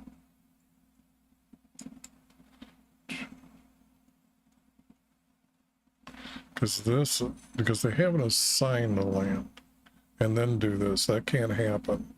So it might have to be right after this.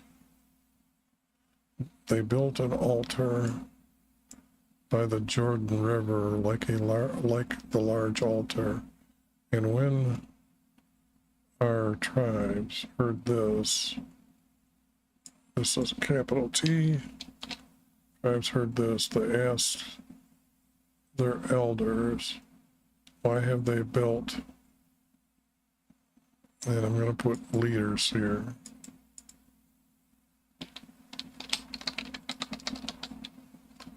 I'm getting a better definition of the word over time, so that's what's happening, is why I was using them as elders, but I realize elders are too old. They're not, they're in retirement. Okay, so, but the younger leaders, it would have been like the leaders next eldest. So why have they built a like altar by the Jordan on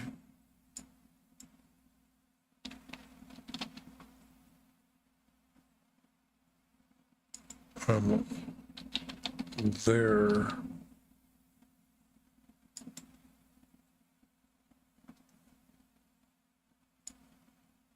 Oh, this better get put back over here. Doing it all one-handed. Not good. This.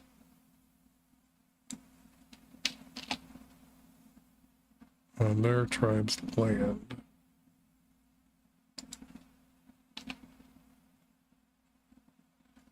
And to our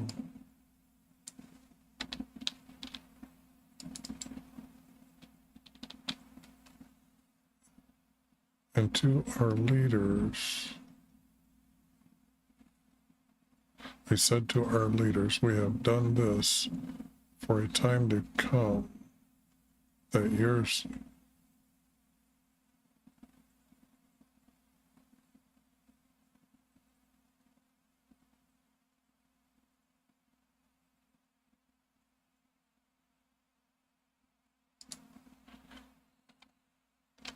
that a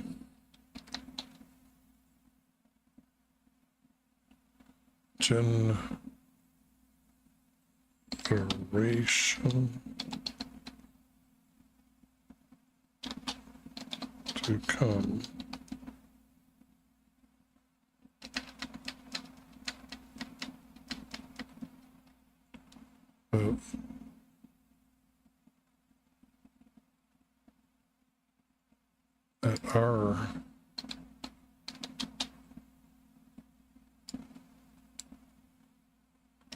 that our generation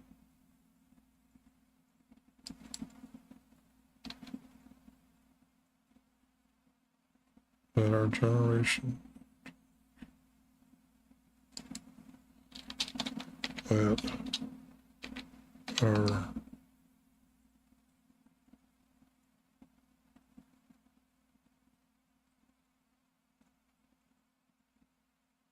yeah, I guess I'll get rid of this. That our generations to come, that your sons may say to ours, what have we to do with you? Okay. For why be made the Jordan as a border between us and you? Then your sons will make our sons stop fearing Wybe and stop our priests from not burning our sin offering. Now these are our creators.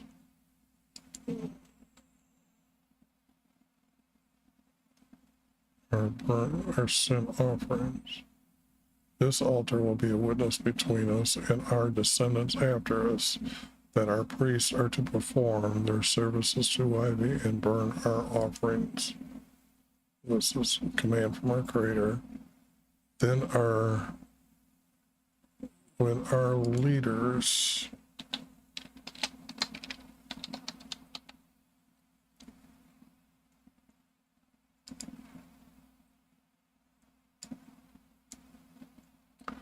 heard their words,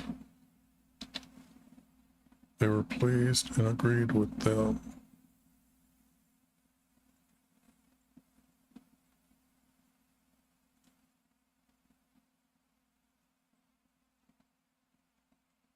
Now, where's the land that Joshua divided up? Maybe I didn't include it because it's a mess of where that text is at.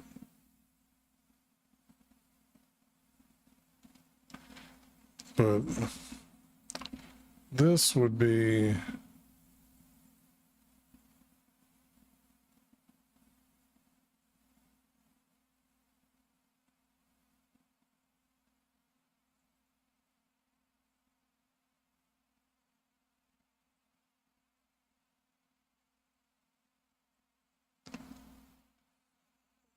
okay.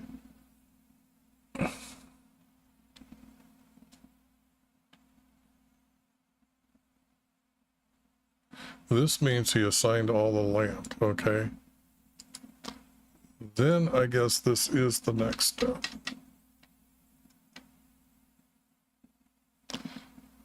After he signed it and after they told him to get the cities going, then they noticed that these guys had been building this.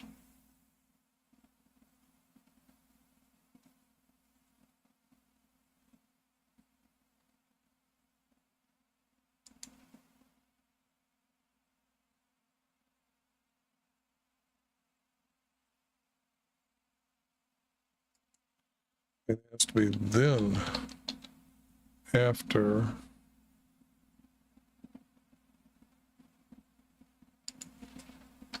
we had many years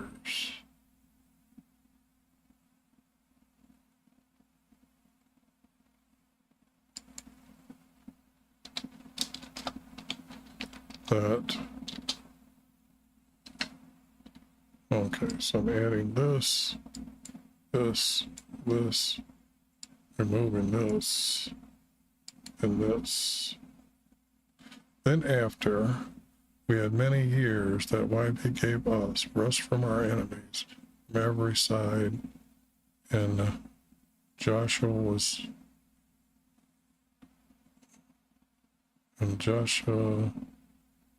was older.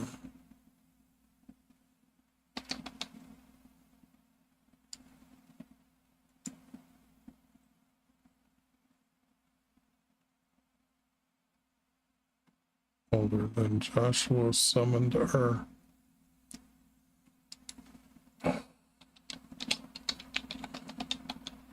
leaders, commanders,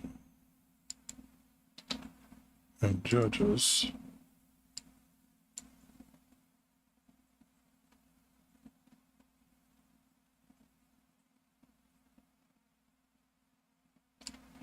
But he is the big judge, so I got to make that a little letter. Judges and said, we are older.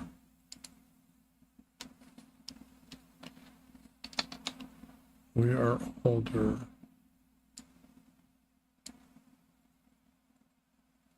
We are old. And I guess he wouldn't figure himself old. That's the difference when you get older. You don't admit how older you are. And we are old.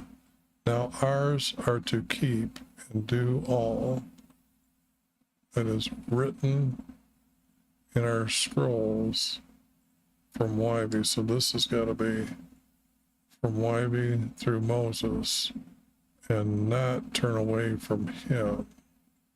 We are to order them not to follow other kingdoms' gods, nor bow down to them. Our people answered, theirs will not leave YB and serve their gods. See, that's a big difference of how Israel knew the creator of everything, and everybody else didn't have that concept, so they give it a title as the title gods. So the title gods came first into the text before God, their God. Interesting. After this, Joshua died in his 710s.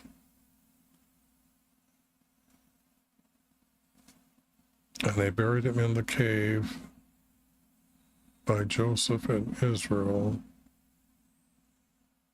that they brought from Egypt. And Eleazar, the son from Aaron, died, and we buried him with them.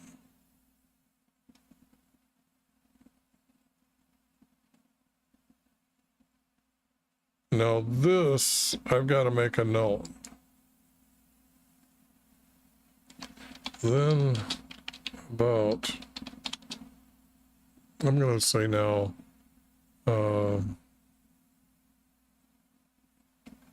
how many years between this did that happen before they start falling away from our Creator?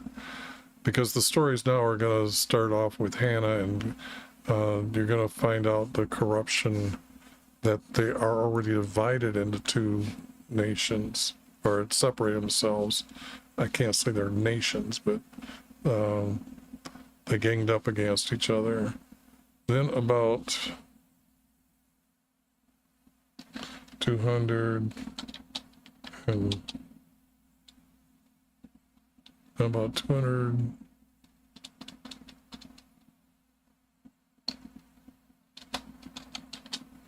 and 50 years later,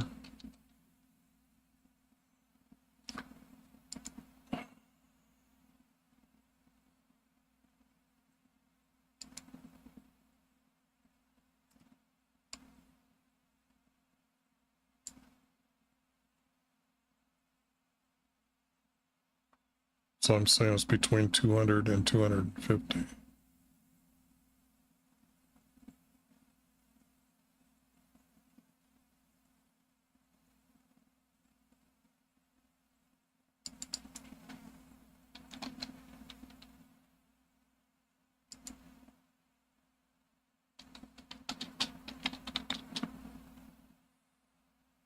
About 200 to 250 years. No, about 200 to 250 years. Okay. Now this has got to be a larger text. It's just got to stick out there as a huge old warning. So, yeah, that would be good enough. Somehow it's got to be noted.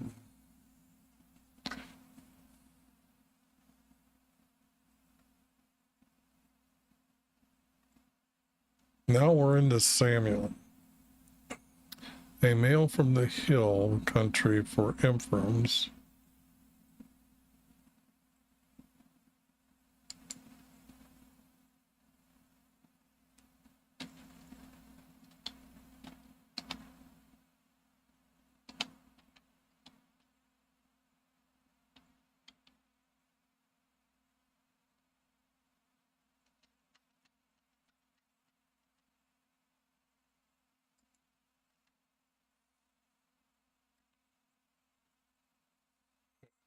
And his name is Elke, or Elke, and he had 2 wives. This goes to the fact that I need a note here. Note the law. Whoops.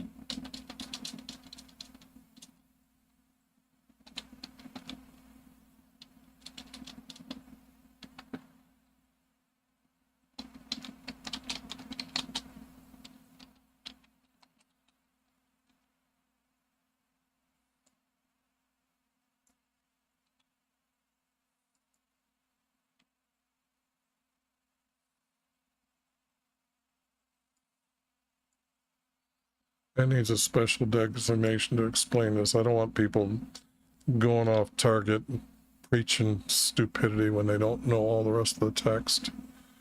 His wife is...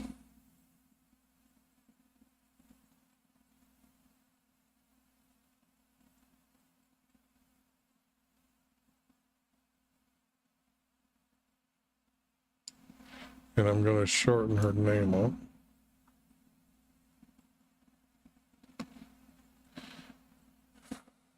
P9. Penin.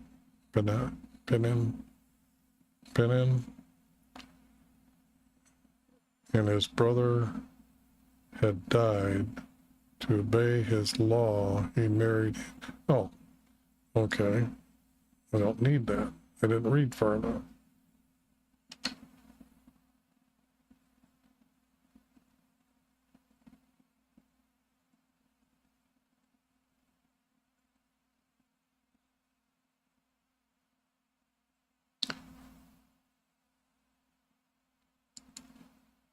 Would go yearly to worship and celebrate by Wyvie in Shiloh.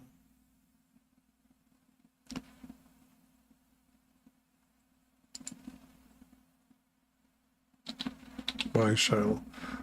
The Shiloh is the city that the priest would live at when they were not working or resting from servicing the tribes for our Creator.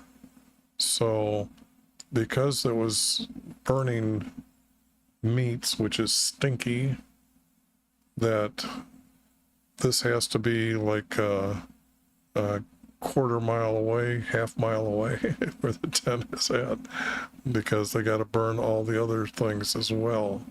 So it depends which way the wind blew, but this would have been the city that they would have came to, rested in an inn, and then went to the tent for meeting.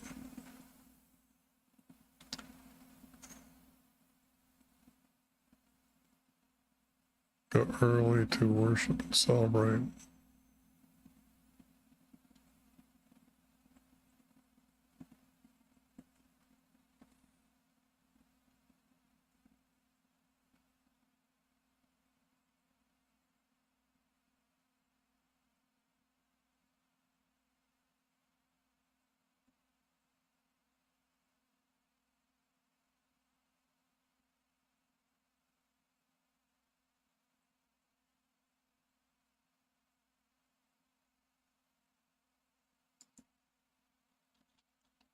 Is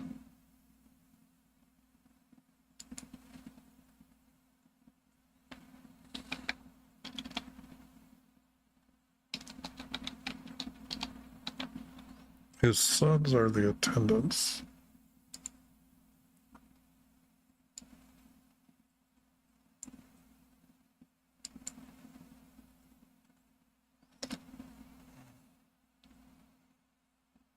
No, the two sons from Eli, our highest priests, are in Ben, and they are his attendants.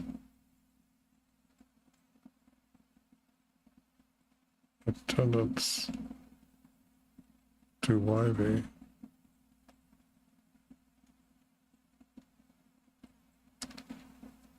Now this has to move.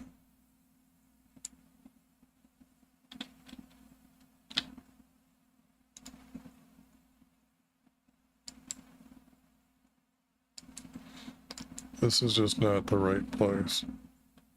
This is what's going to happen. This has got to go here.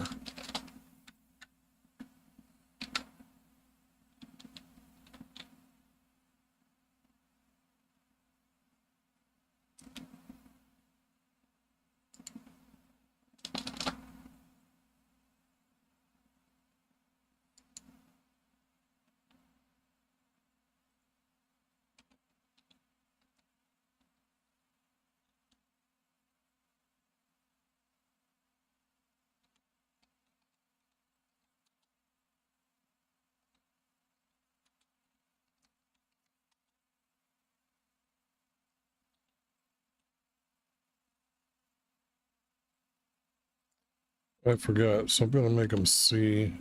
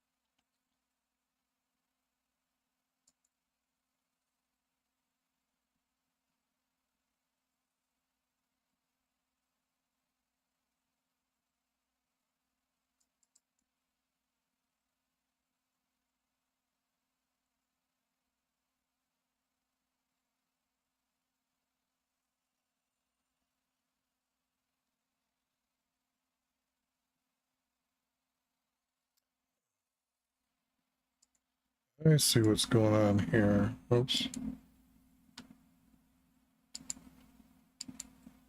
With their two sons.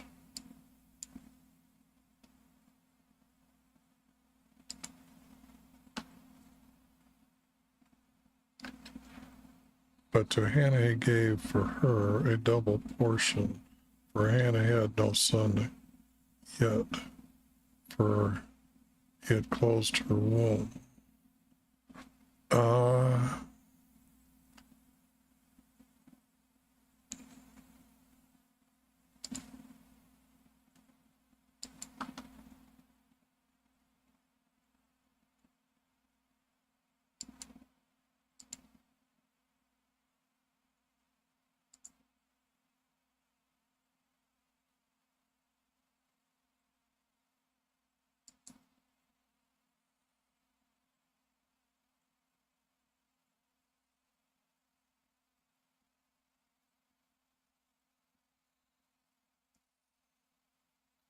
They aren't good, guys, but I gotta leave it as all capital letters.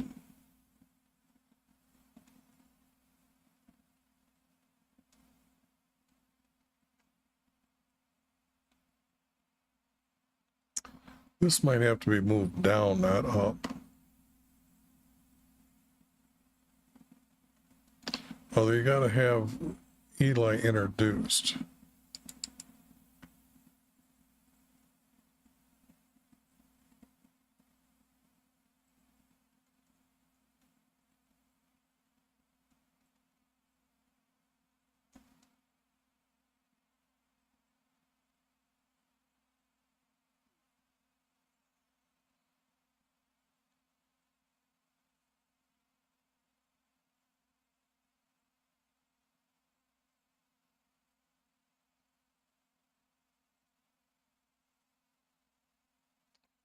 He's their higher priest.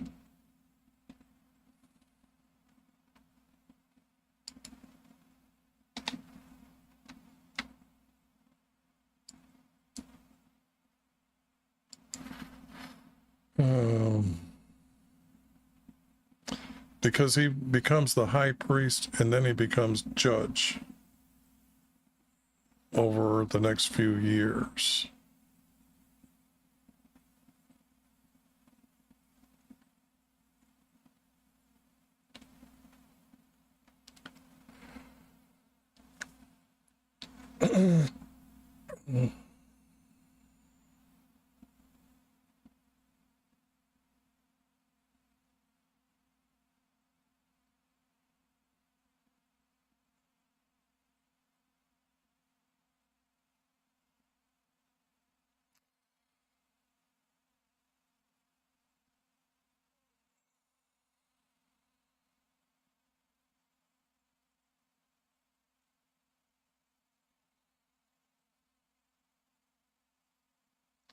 I'm just trying to put everything in my head.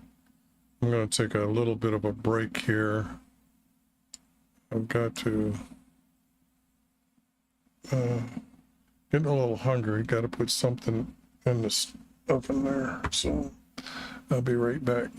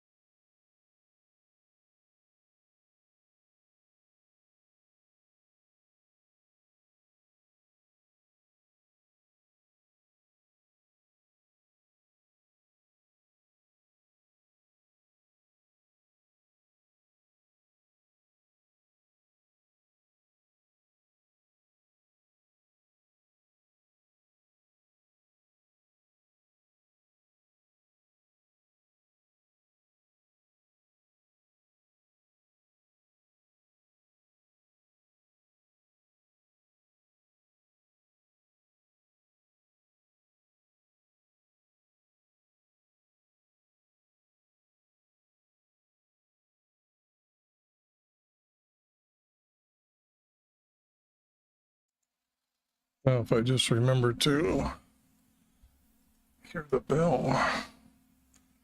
Okay. Let's see, where am I at here? Oh, this needs to be up here. Okay. Now I'm back.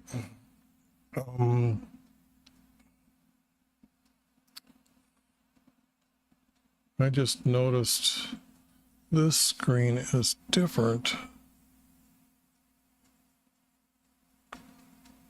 for my audio. How come that's different?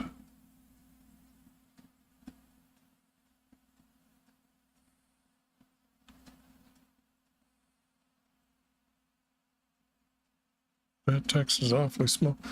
I'm starting to use Streamlabs, and I just noticed, or no, yeah, I downloaded Streamlabs and put in their plugin, and it seems to crunch a lot of things differently. Okay, I'm going to try to set up alerts and stuff like that, so finally getting that set up after, what, 4 years? But they finally come out with a plugin, made it easy for me, and that was just a couple months ago. So Hannah went to Eli, their high priest, sitting by the fence, and as she was waiting, she prayed quietly to Yv. Then she made a vow to Yv.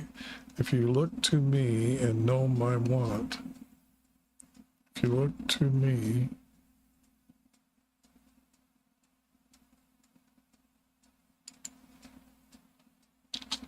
you know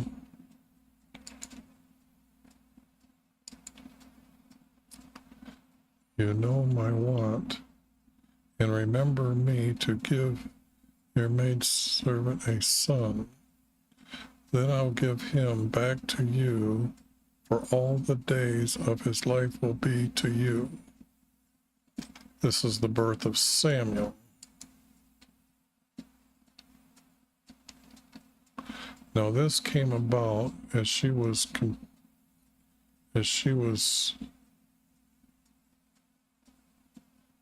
continued vowing.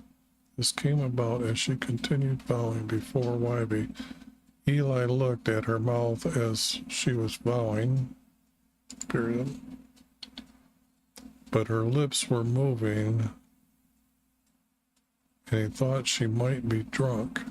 Then Eli said to her, why have you made yourself drunk? You are not to drink and come to me. Hannah replied, I have not drank wine, but I am vowing before Yv. Then Eli said, go in peace, and let Yv grant you your petition vowed to him. Yv heard her, and after returning to their home in Ramah, Elkanah married with her, and Hannah conceived, and she birthed a male and named him Samuel. Now, usually the father does that, but her husband is dead. That's the law, to have her, one of his brothers, continue his lineage through his wife. So, and named him Samuel, for I asked for him from Yv. Then Elk was ready to go with all his family to celebrate by Yv. Hannah did not go, for she said to Elk, I will not go until he is weaned. And then I will surrender him to be before Yv, and Samuel will stay there by Yv. And Elkanah said, do what seems best to you, and remain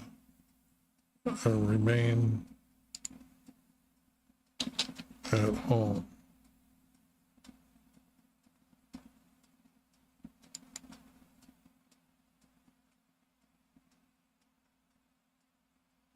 Now, is she on her own? Well, it can't be right off the bat, so he still has to live with her, or she has to live with him until son Lise grows up to probably go work in the field. Until you have weaned him, only Wybie can judge your words. So she remained at home.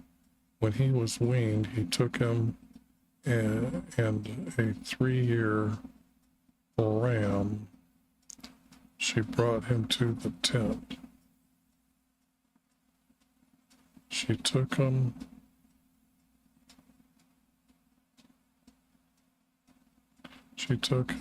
and a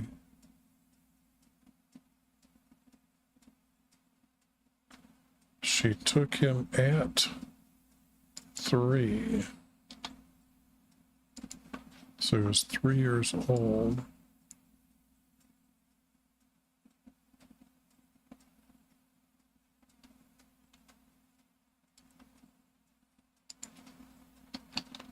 With a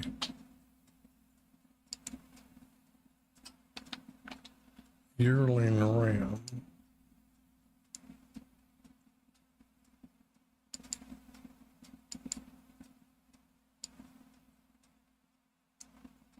It's the best way I know how to say it is yearly. A yearly ram would be lamb.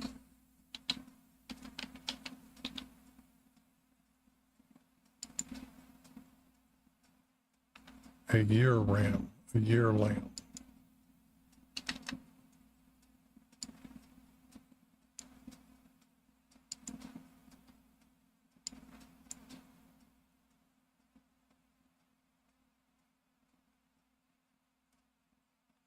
With a year lamb.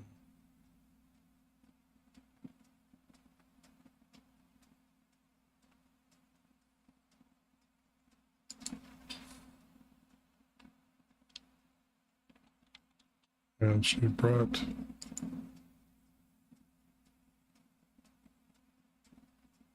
him to the tent.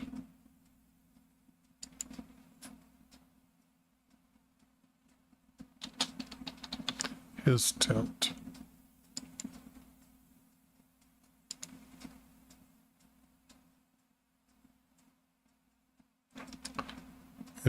Oh, I got ahead of myself. The tent for Wybie by Shiloh. Although he was young, she brought him to Eli, and she said, I am the woman who you thought I was drunk as I stood in front of you, but I was vowing to Wybie for my husband a son. And you said, let Wybie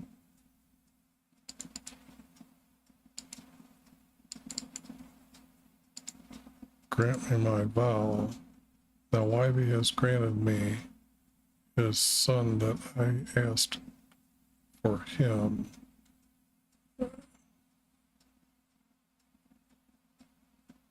And it's like also. And I vowed to him, or I vowed to Wybie, as long as he lives,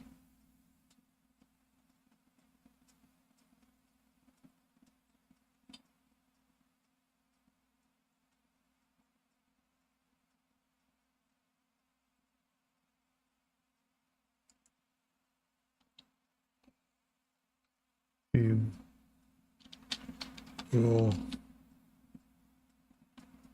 be dedicated, be given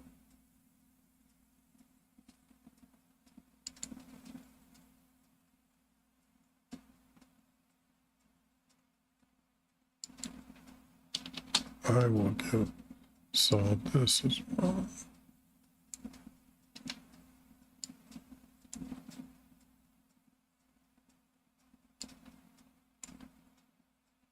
I will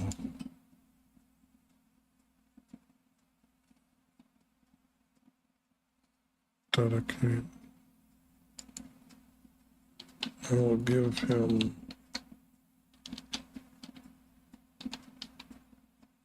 to Wybie.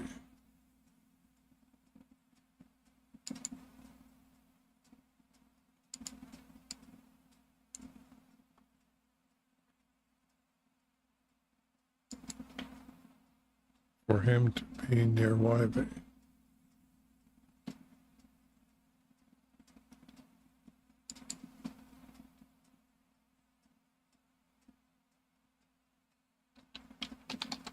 closer.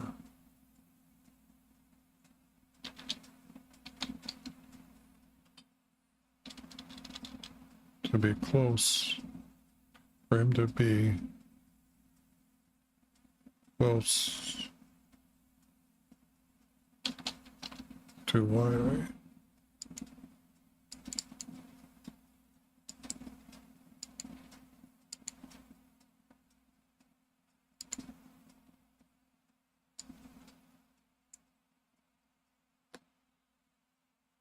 I will give him to Ivy for him to be close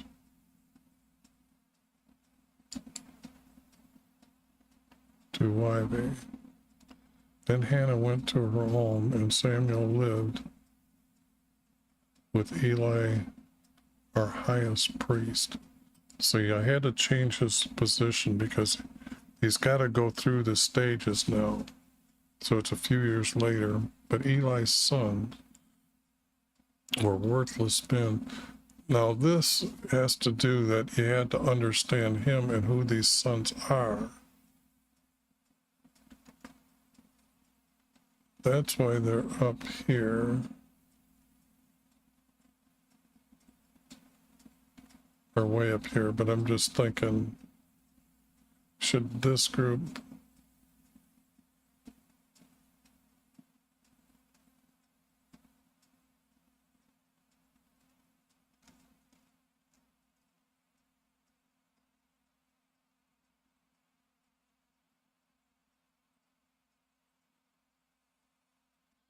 because, well, I forgot to see if it was a 4 verse.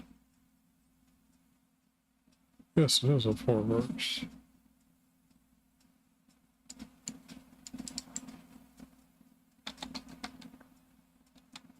Gonna move it down.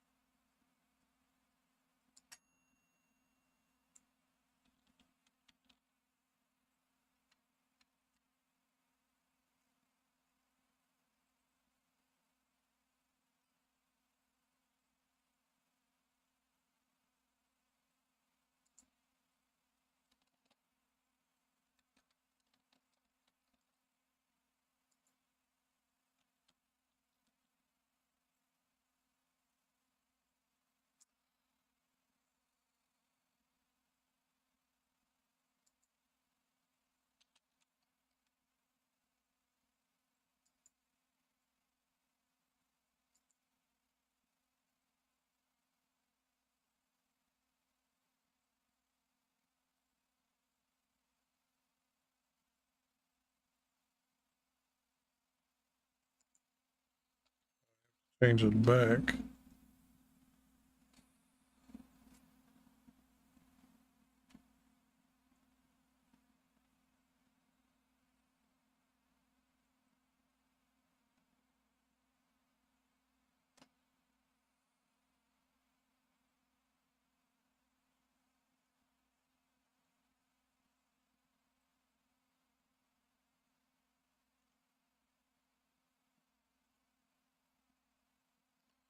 Yeah, these are divided up right, so there's text here missing.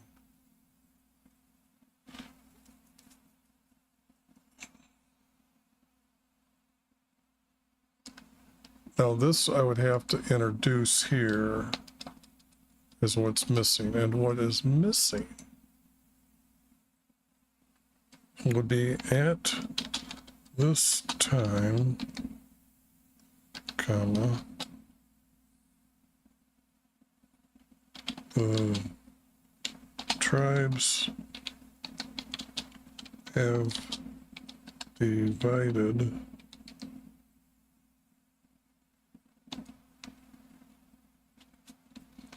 have divided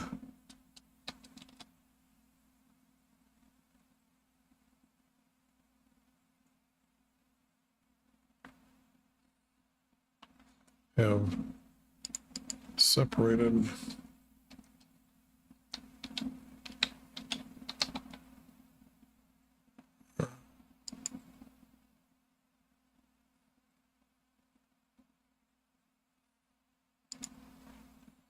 10 tribes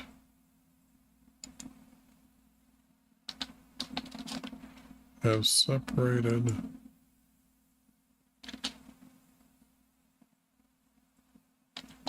from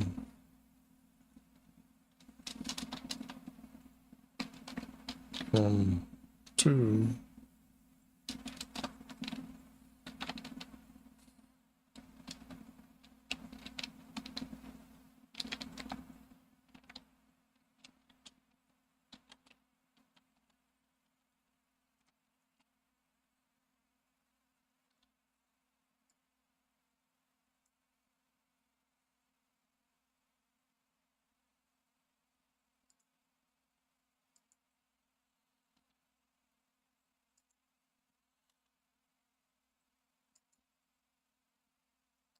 Now I can get rid of this.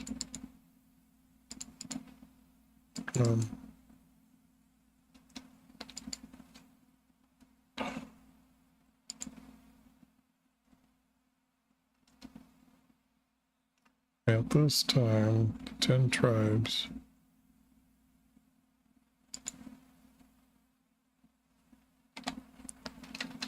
had separated from 2, Judah and Simon.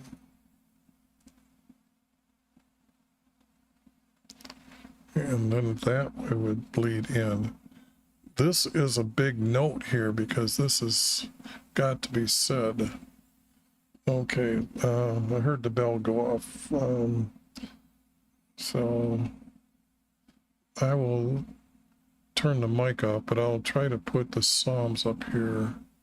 Should have thought of that earlier. Let's shut that off.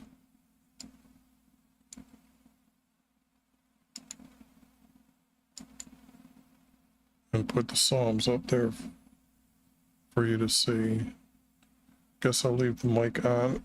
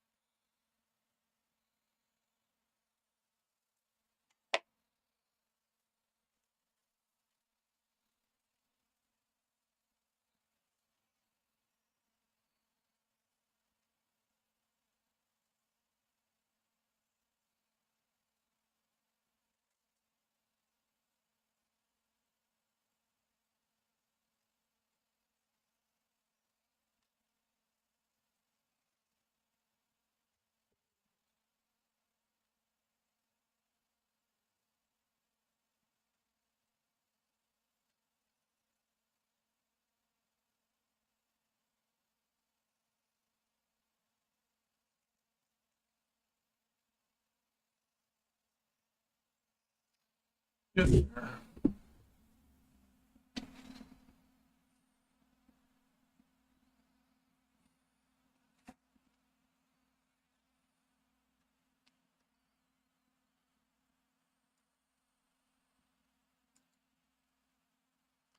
All right.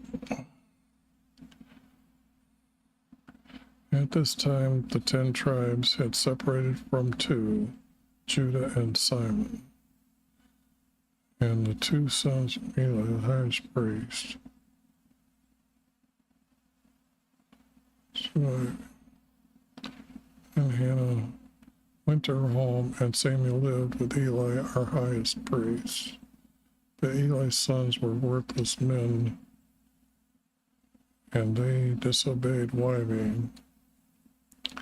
For when their males sacrificed for their offering, Oph and his attendants would take more cuttings of meat for themselves, and Samuel was 7 years, and Eli's attendant. Now Samuel was 7 years, and Eli's attendant. This is the high priest, as a high priest. So now that means his, oops.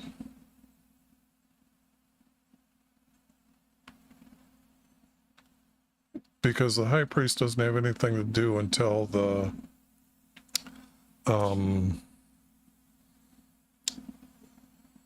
highest judge is to offer for like a sin offering for the whole nation, or a peace offering if they're going to go to war. So Samuel just was hanging with grandpa, more or less. And before Wybe, he was wearing a robe that Hannah would make for him, and she would bring it to him yearly when she would come to the passing over celebration. Eli heard what his sons were doing to their tribe, and he said to them, "Why do you do this? This is evil. And also I heard our people are gossiping of you too," but they would not listen to him. A prophet was sent to Elijah to say, "Why be?" Now this is actually the first prophet, so this needs a note.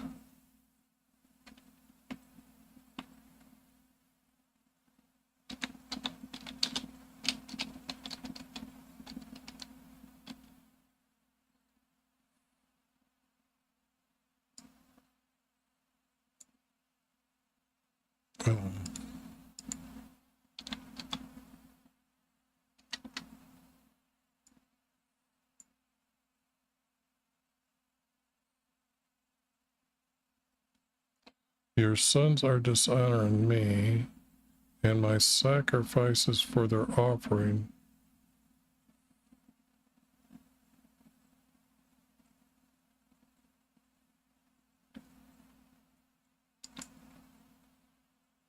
And so are their sacrifices.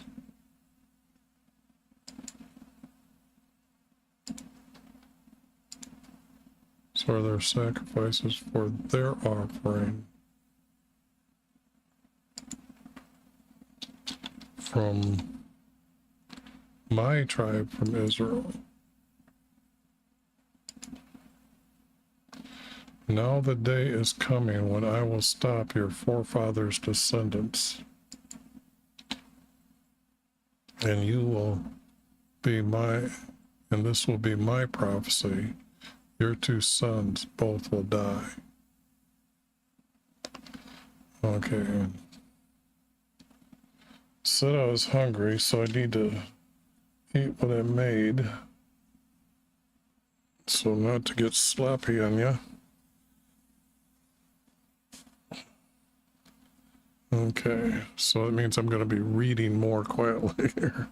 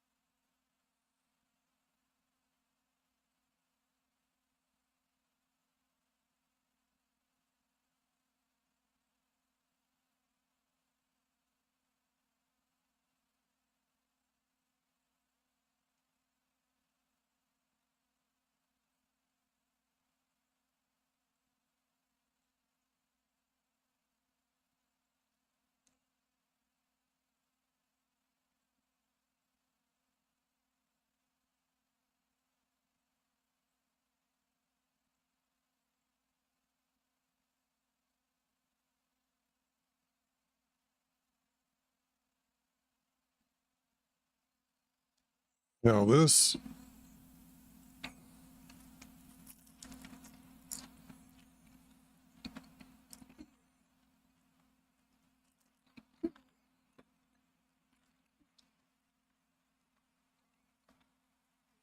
word Israel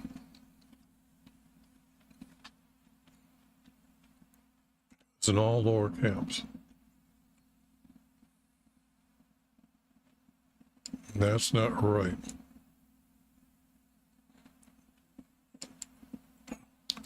From Saul's time, I've been noting them a little bit different. So I want to make it a large cap. And this is going to be a period of time until David puts them all together. So whenever they see this type of style of Israel, they will know the difference as well.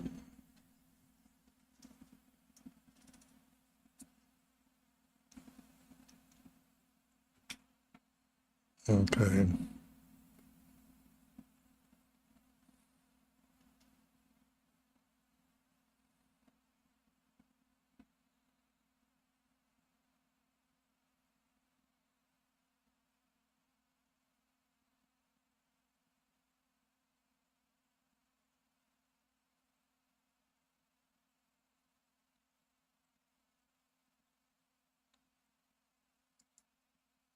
These have to be all up.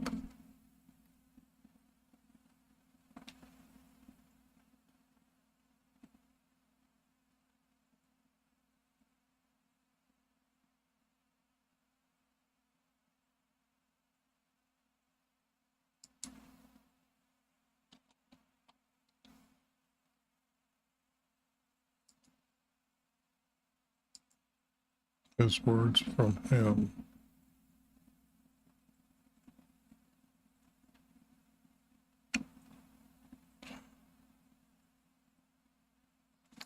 Well, they come about, so this has to change to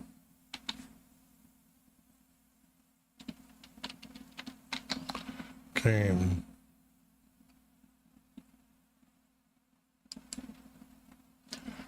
For his words from him came.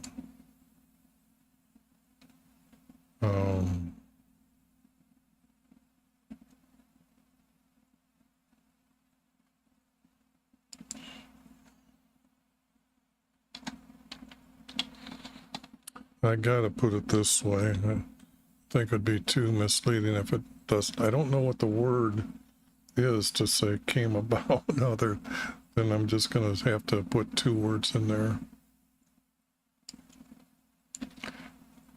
And the tribes, and all the tribes knew Samuel is his prophet. Some of Israel went out to battle. Okay. This Israel.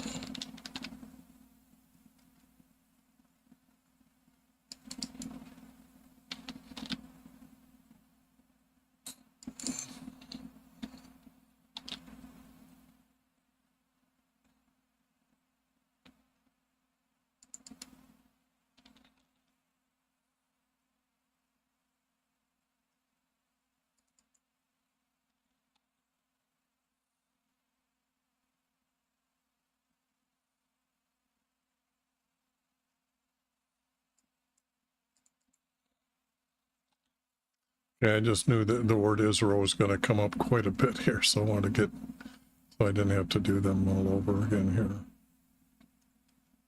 here. Okay, save that.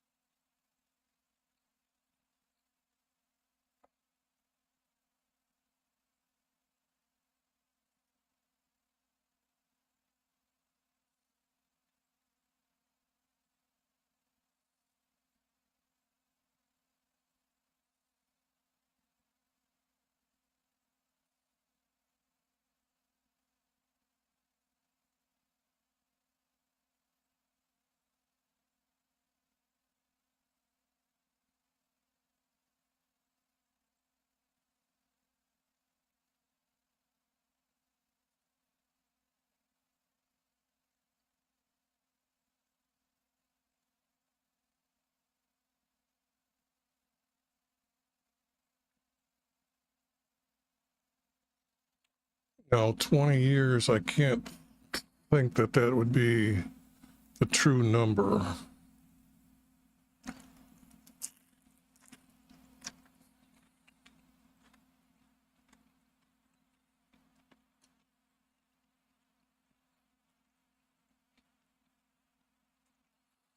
Although I know I did a timeline study already.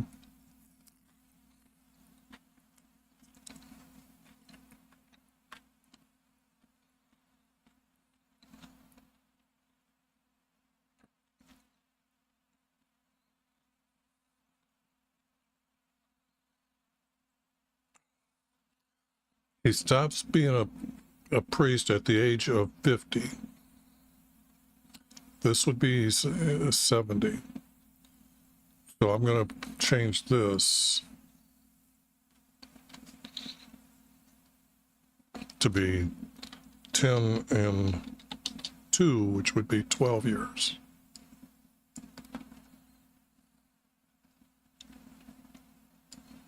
And I'm just moving that 2 from there to there.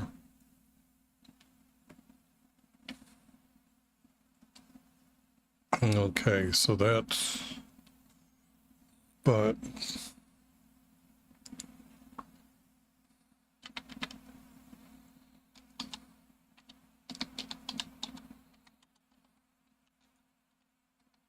I gotta note that for when I go and grab all these notes and redo my maps and everything, it's the timeline needs to be changed.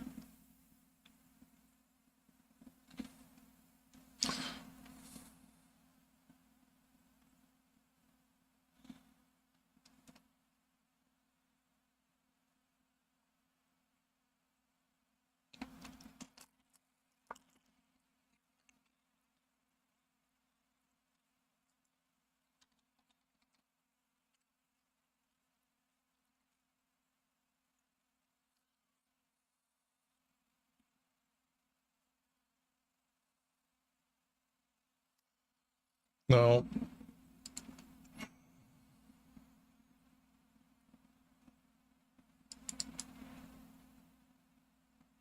what had happened when I was studying this text? These 3 cities, these 3 cities, they're still around today as ruins. But this one is the largest one, which would be their capital city. But they will say, I think, Ashkelon is this one, and this one, and then this one. So what's going to happen is that the cart is going to go into an area here that they're going to return the chest.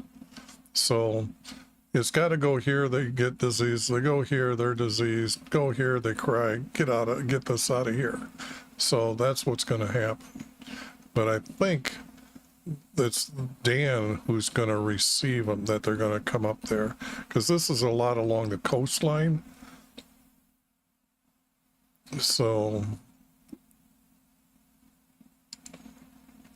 okay.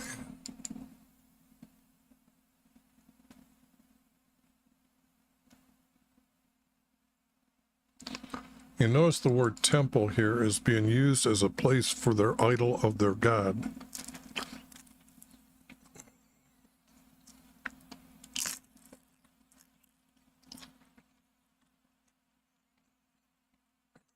And most Christians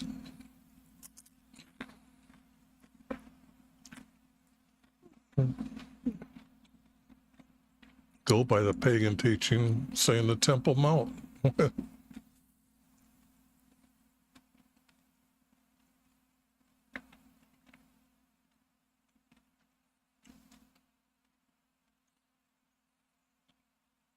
Space to the land.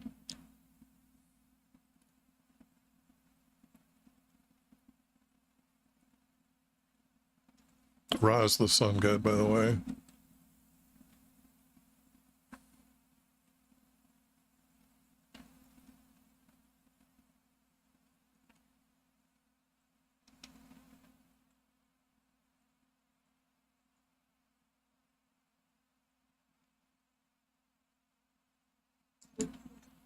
I didn't know this. They thought this. They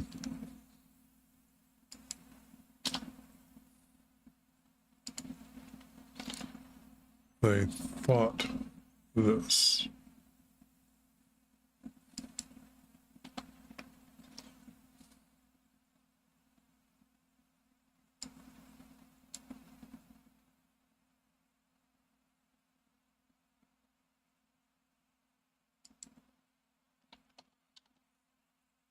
For they said it is because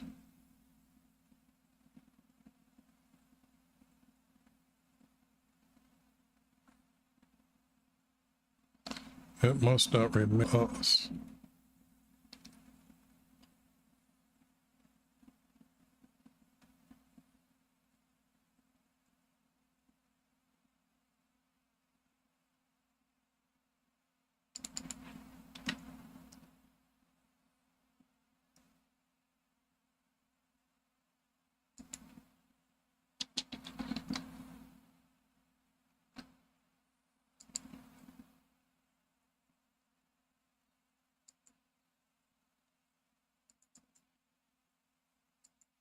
It's in their hands. I want to make sure that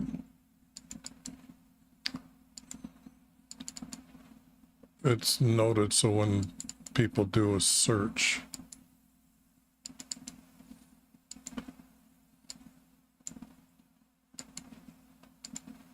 that they'll see the words pop in. It'll be different. They'll just instinctively know.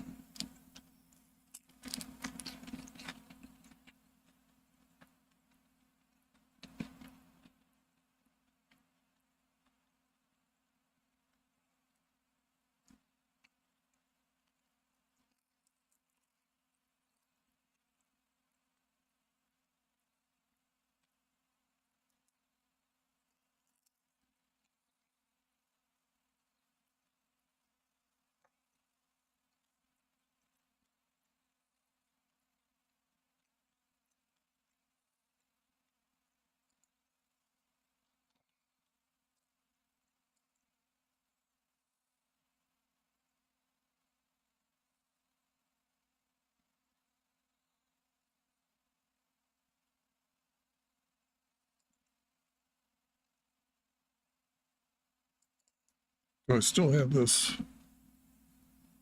Yep.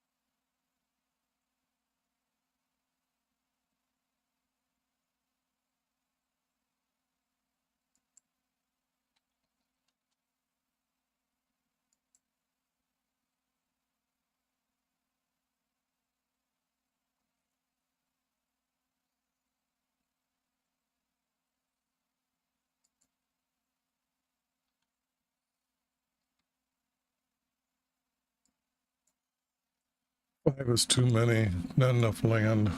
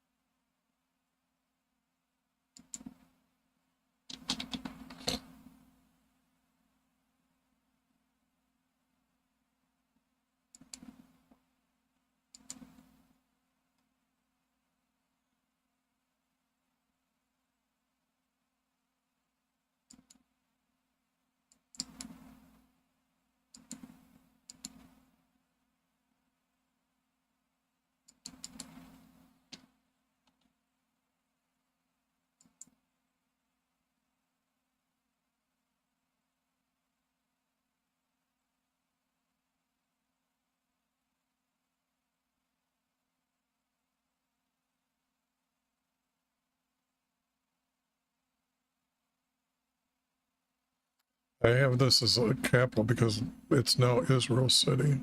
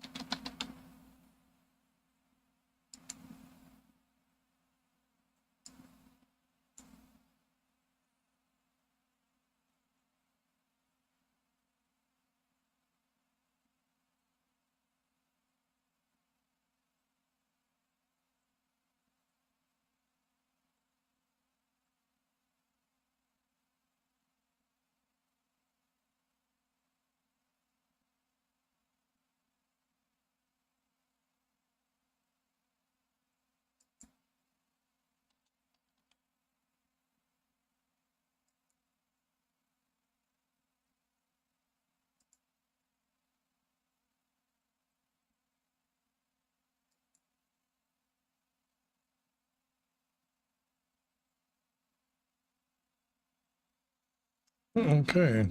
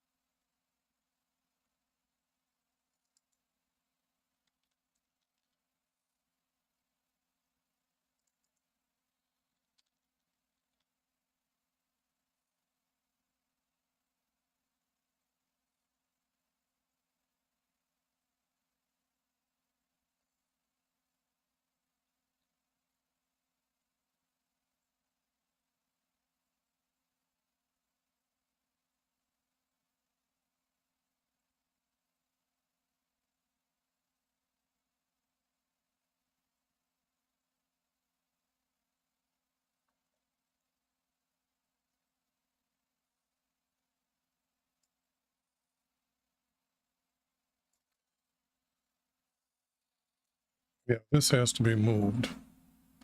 That's the end of the story there.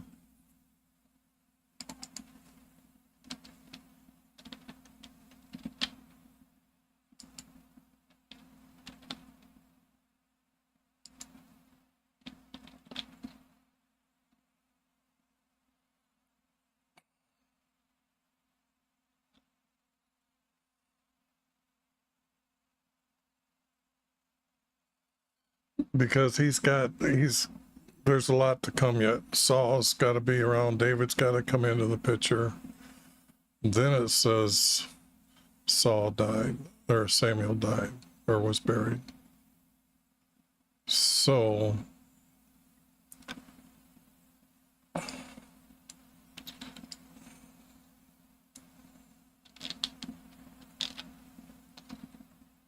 now I've got 3 question marks, so I guess that's a good way to search.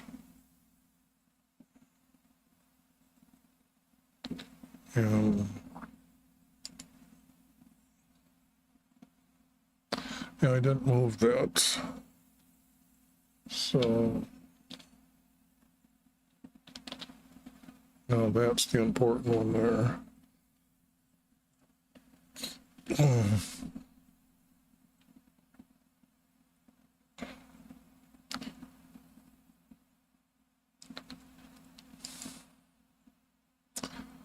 And I think I'm going to quit for right now. And then later I'm going to start again, or maybe tomorrow. I don't know yet. But I keep going, I guess. It's only been 3 hours, but my voice is getting raspy. And I know after I eat something, it becomes harder to talk.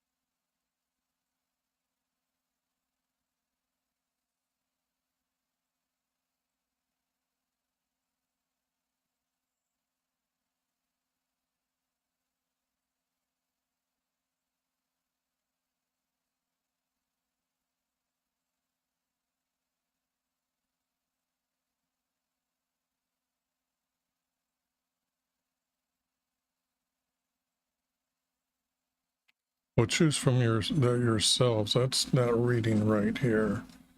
They will cry out to him that day because of their king.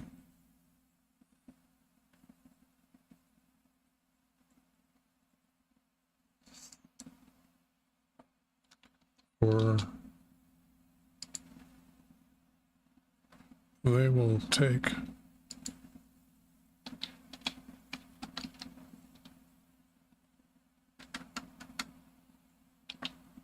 from yours. They will take for themselves. This changed to themselves.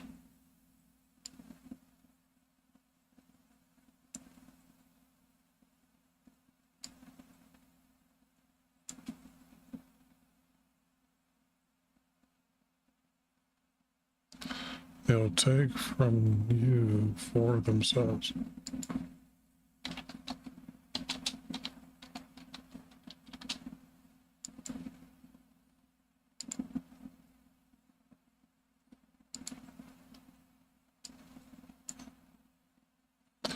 Because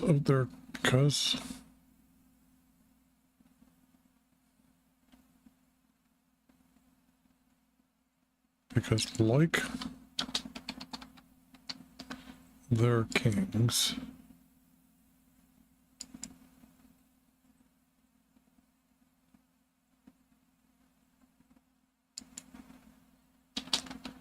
he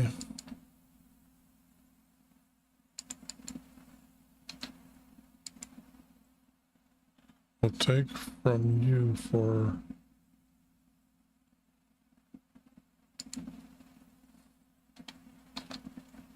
himself.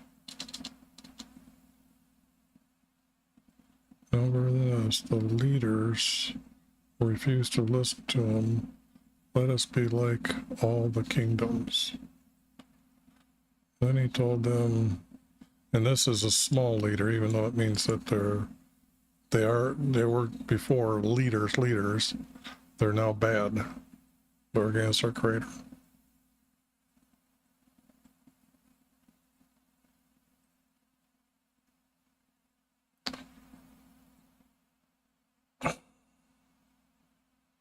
This got to be telling him when he's going to appoint them. So, other than that, okay.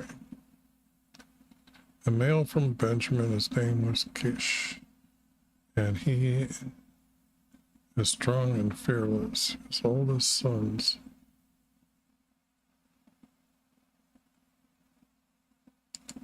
his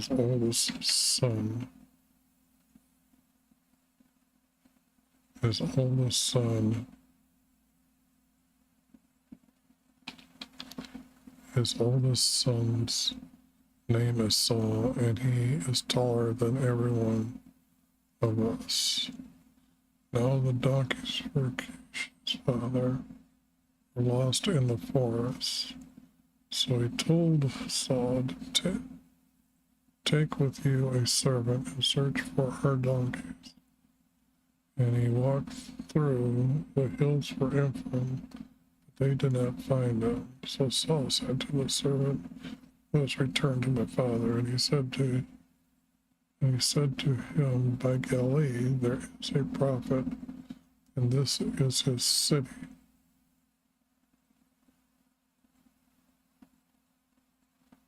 Okay, so we know Samuel is from there.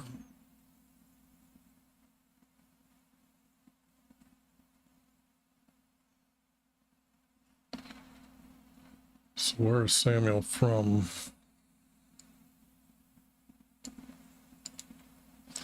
Okay, elk come from them, so Samuel did come from there. He was given to there. So from here, he went to here to search. And so there's, I think I have it located over here, but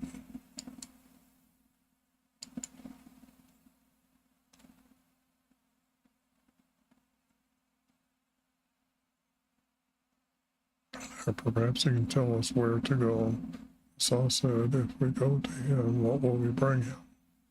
Servant answers, "I have 4 silver that we can give to his." So they went to the city. As they went to the city, they saw a girl going for water. And she said to her, "Do you know if Samuel is here?" And she said, "He is ahead of you, hurry now, for he is to meet with the commanders.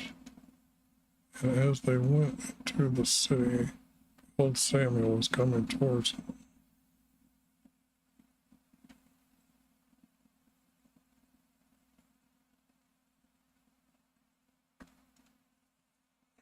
And before long, he told Samuel, tomorrow I will send you a male from Benjamin's, and you will anoint him to be king.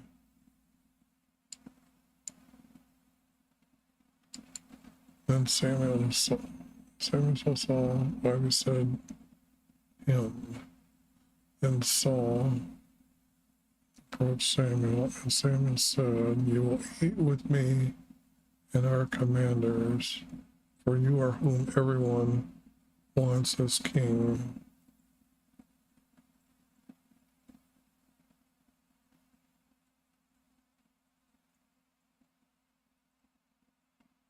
Samuel replied, am I not a Benjamin?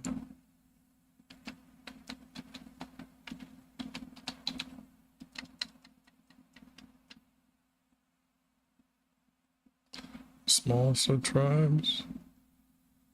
But then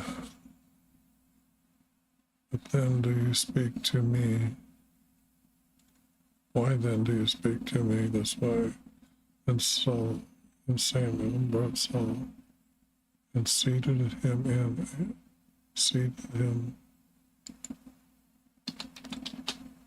oops.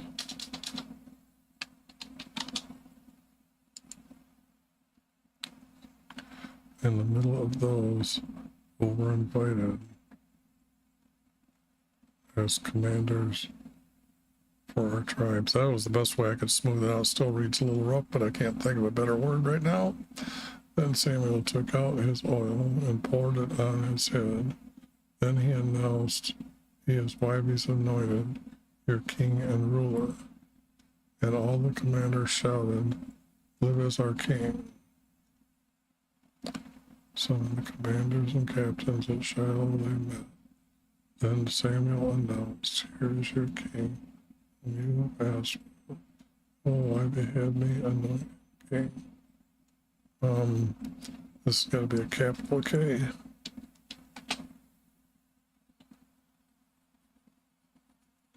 Yeah, I'm just getting a little tired. Even though I took the go-go juice, my eyes are still heavy here. That's because I just ate something. It's just sitting here. It's like I ate a big meal. To fear Wybe and listen to his commands, not rebel against his commands. But if you do not listen to the commands from Wybe, then his hand will be against you like your father's. Now this means that our Creator has not appearing to them in his tent for meeting with him. He had to stop to them. He will be against you like your fathers before you.